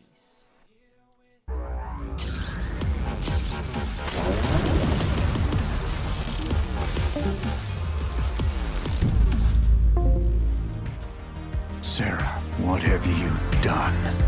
Kerrigan, the die is cast. This is the last day. Your swarm darkens the sky of any planet. Forget Minsk. Forget all of it. When we are done here, I will return to my people and accept their judgment.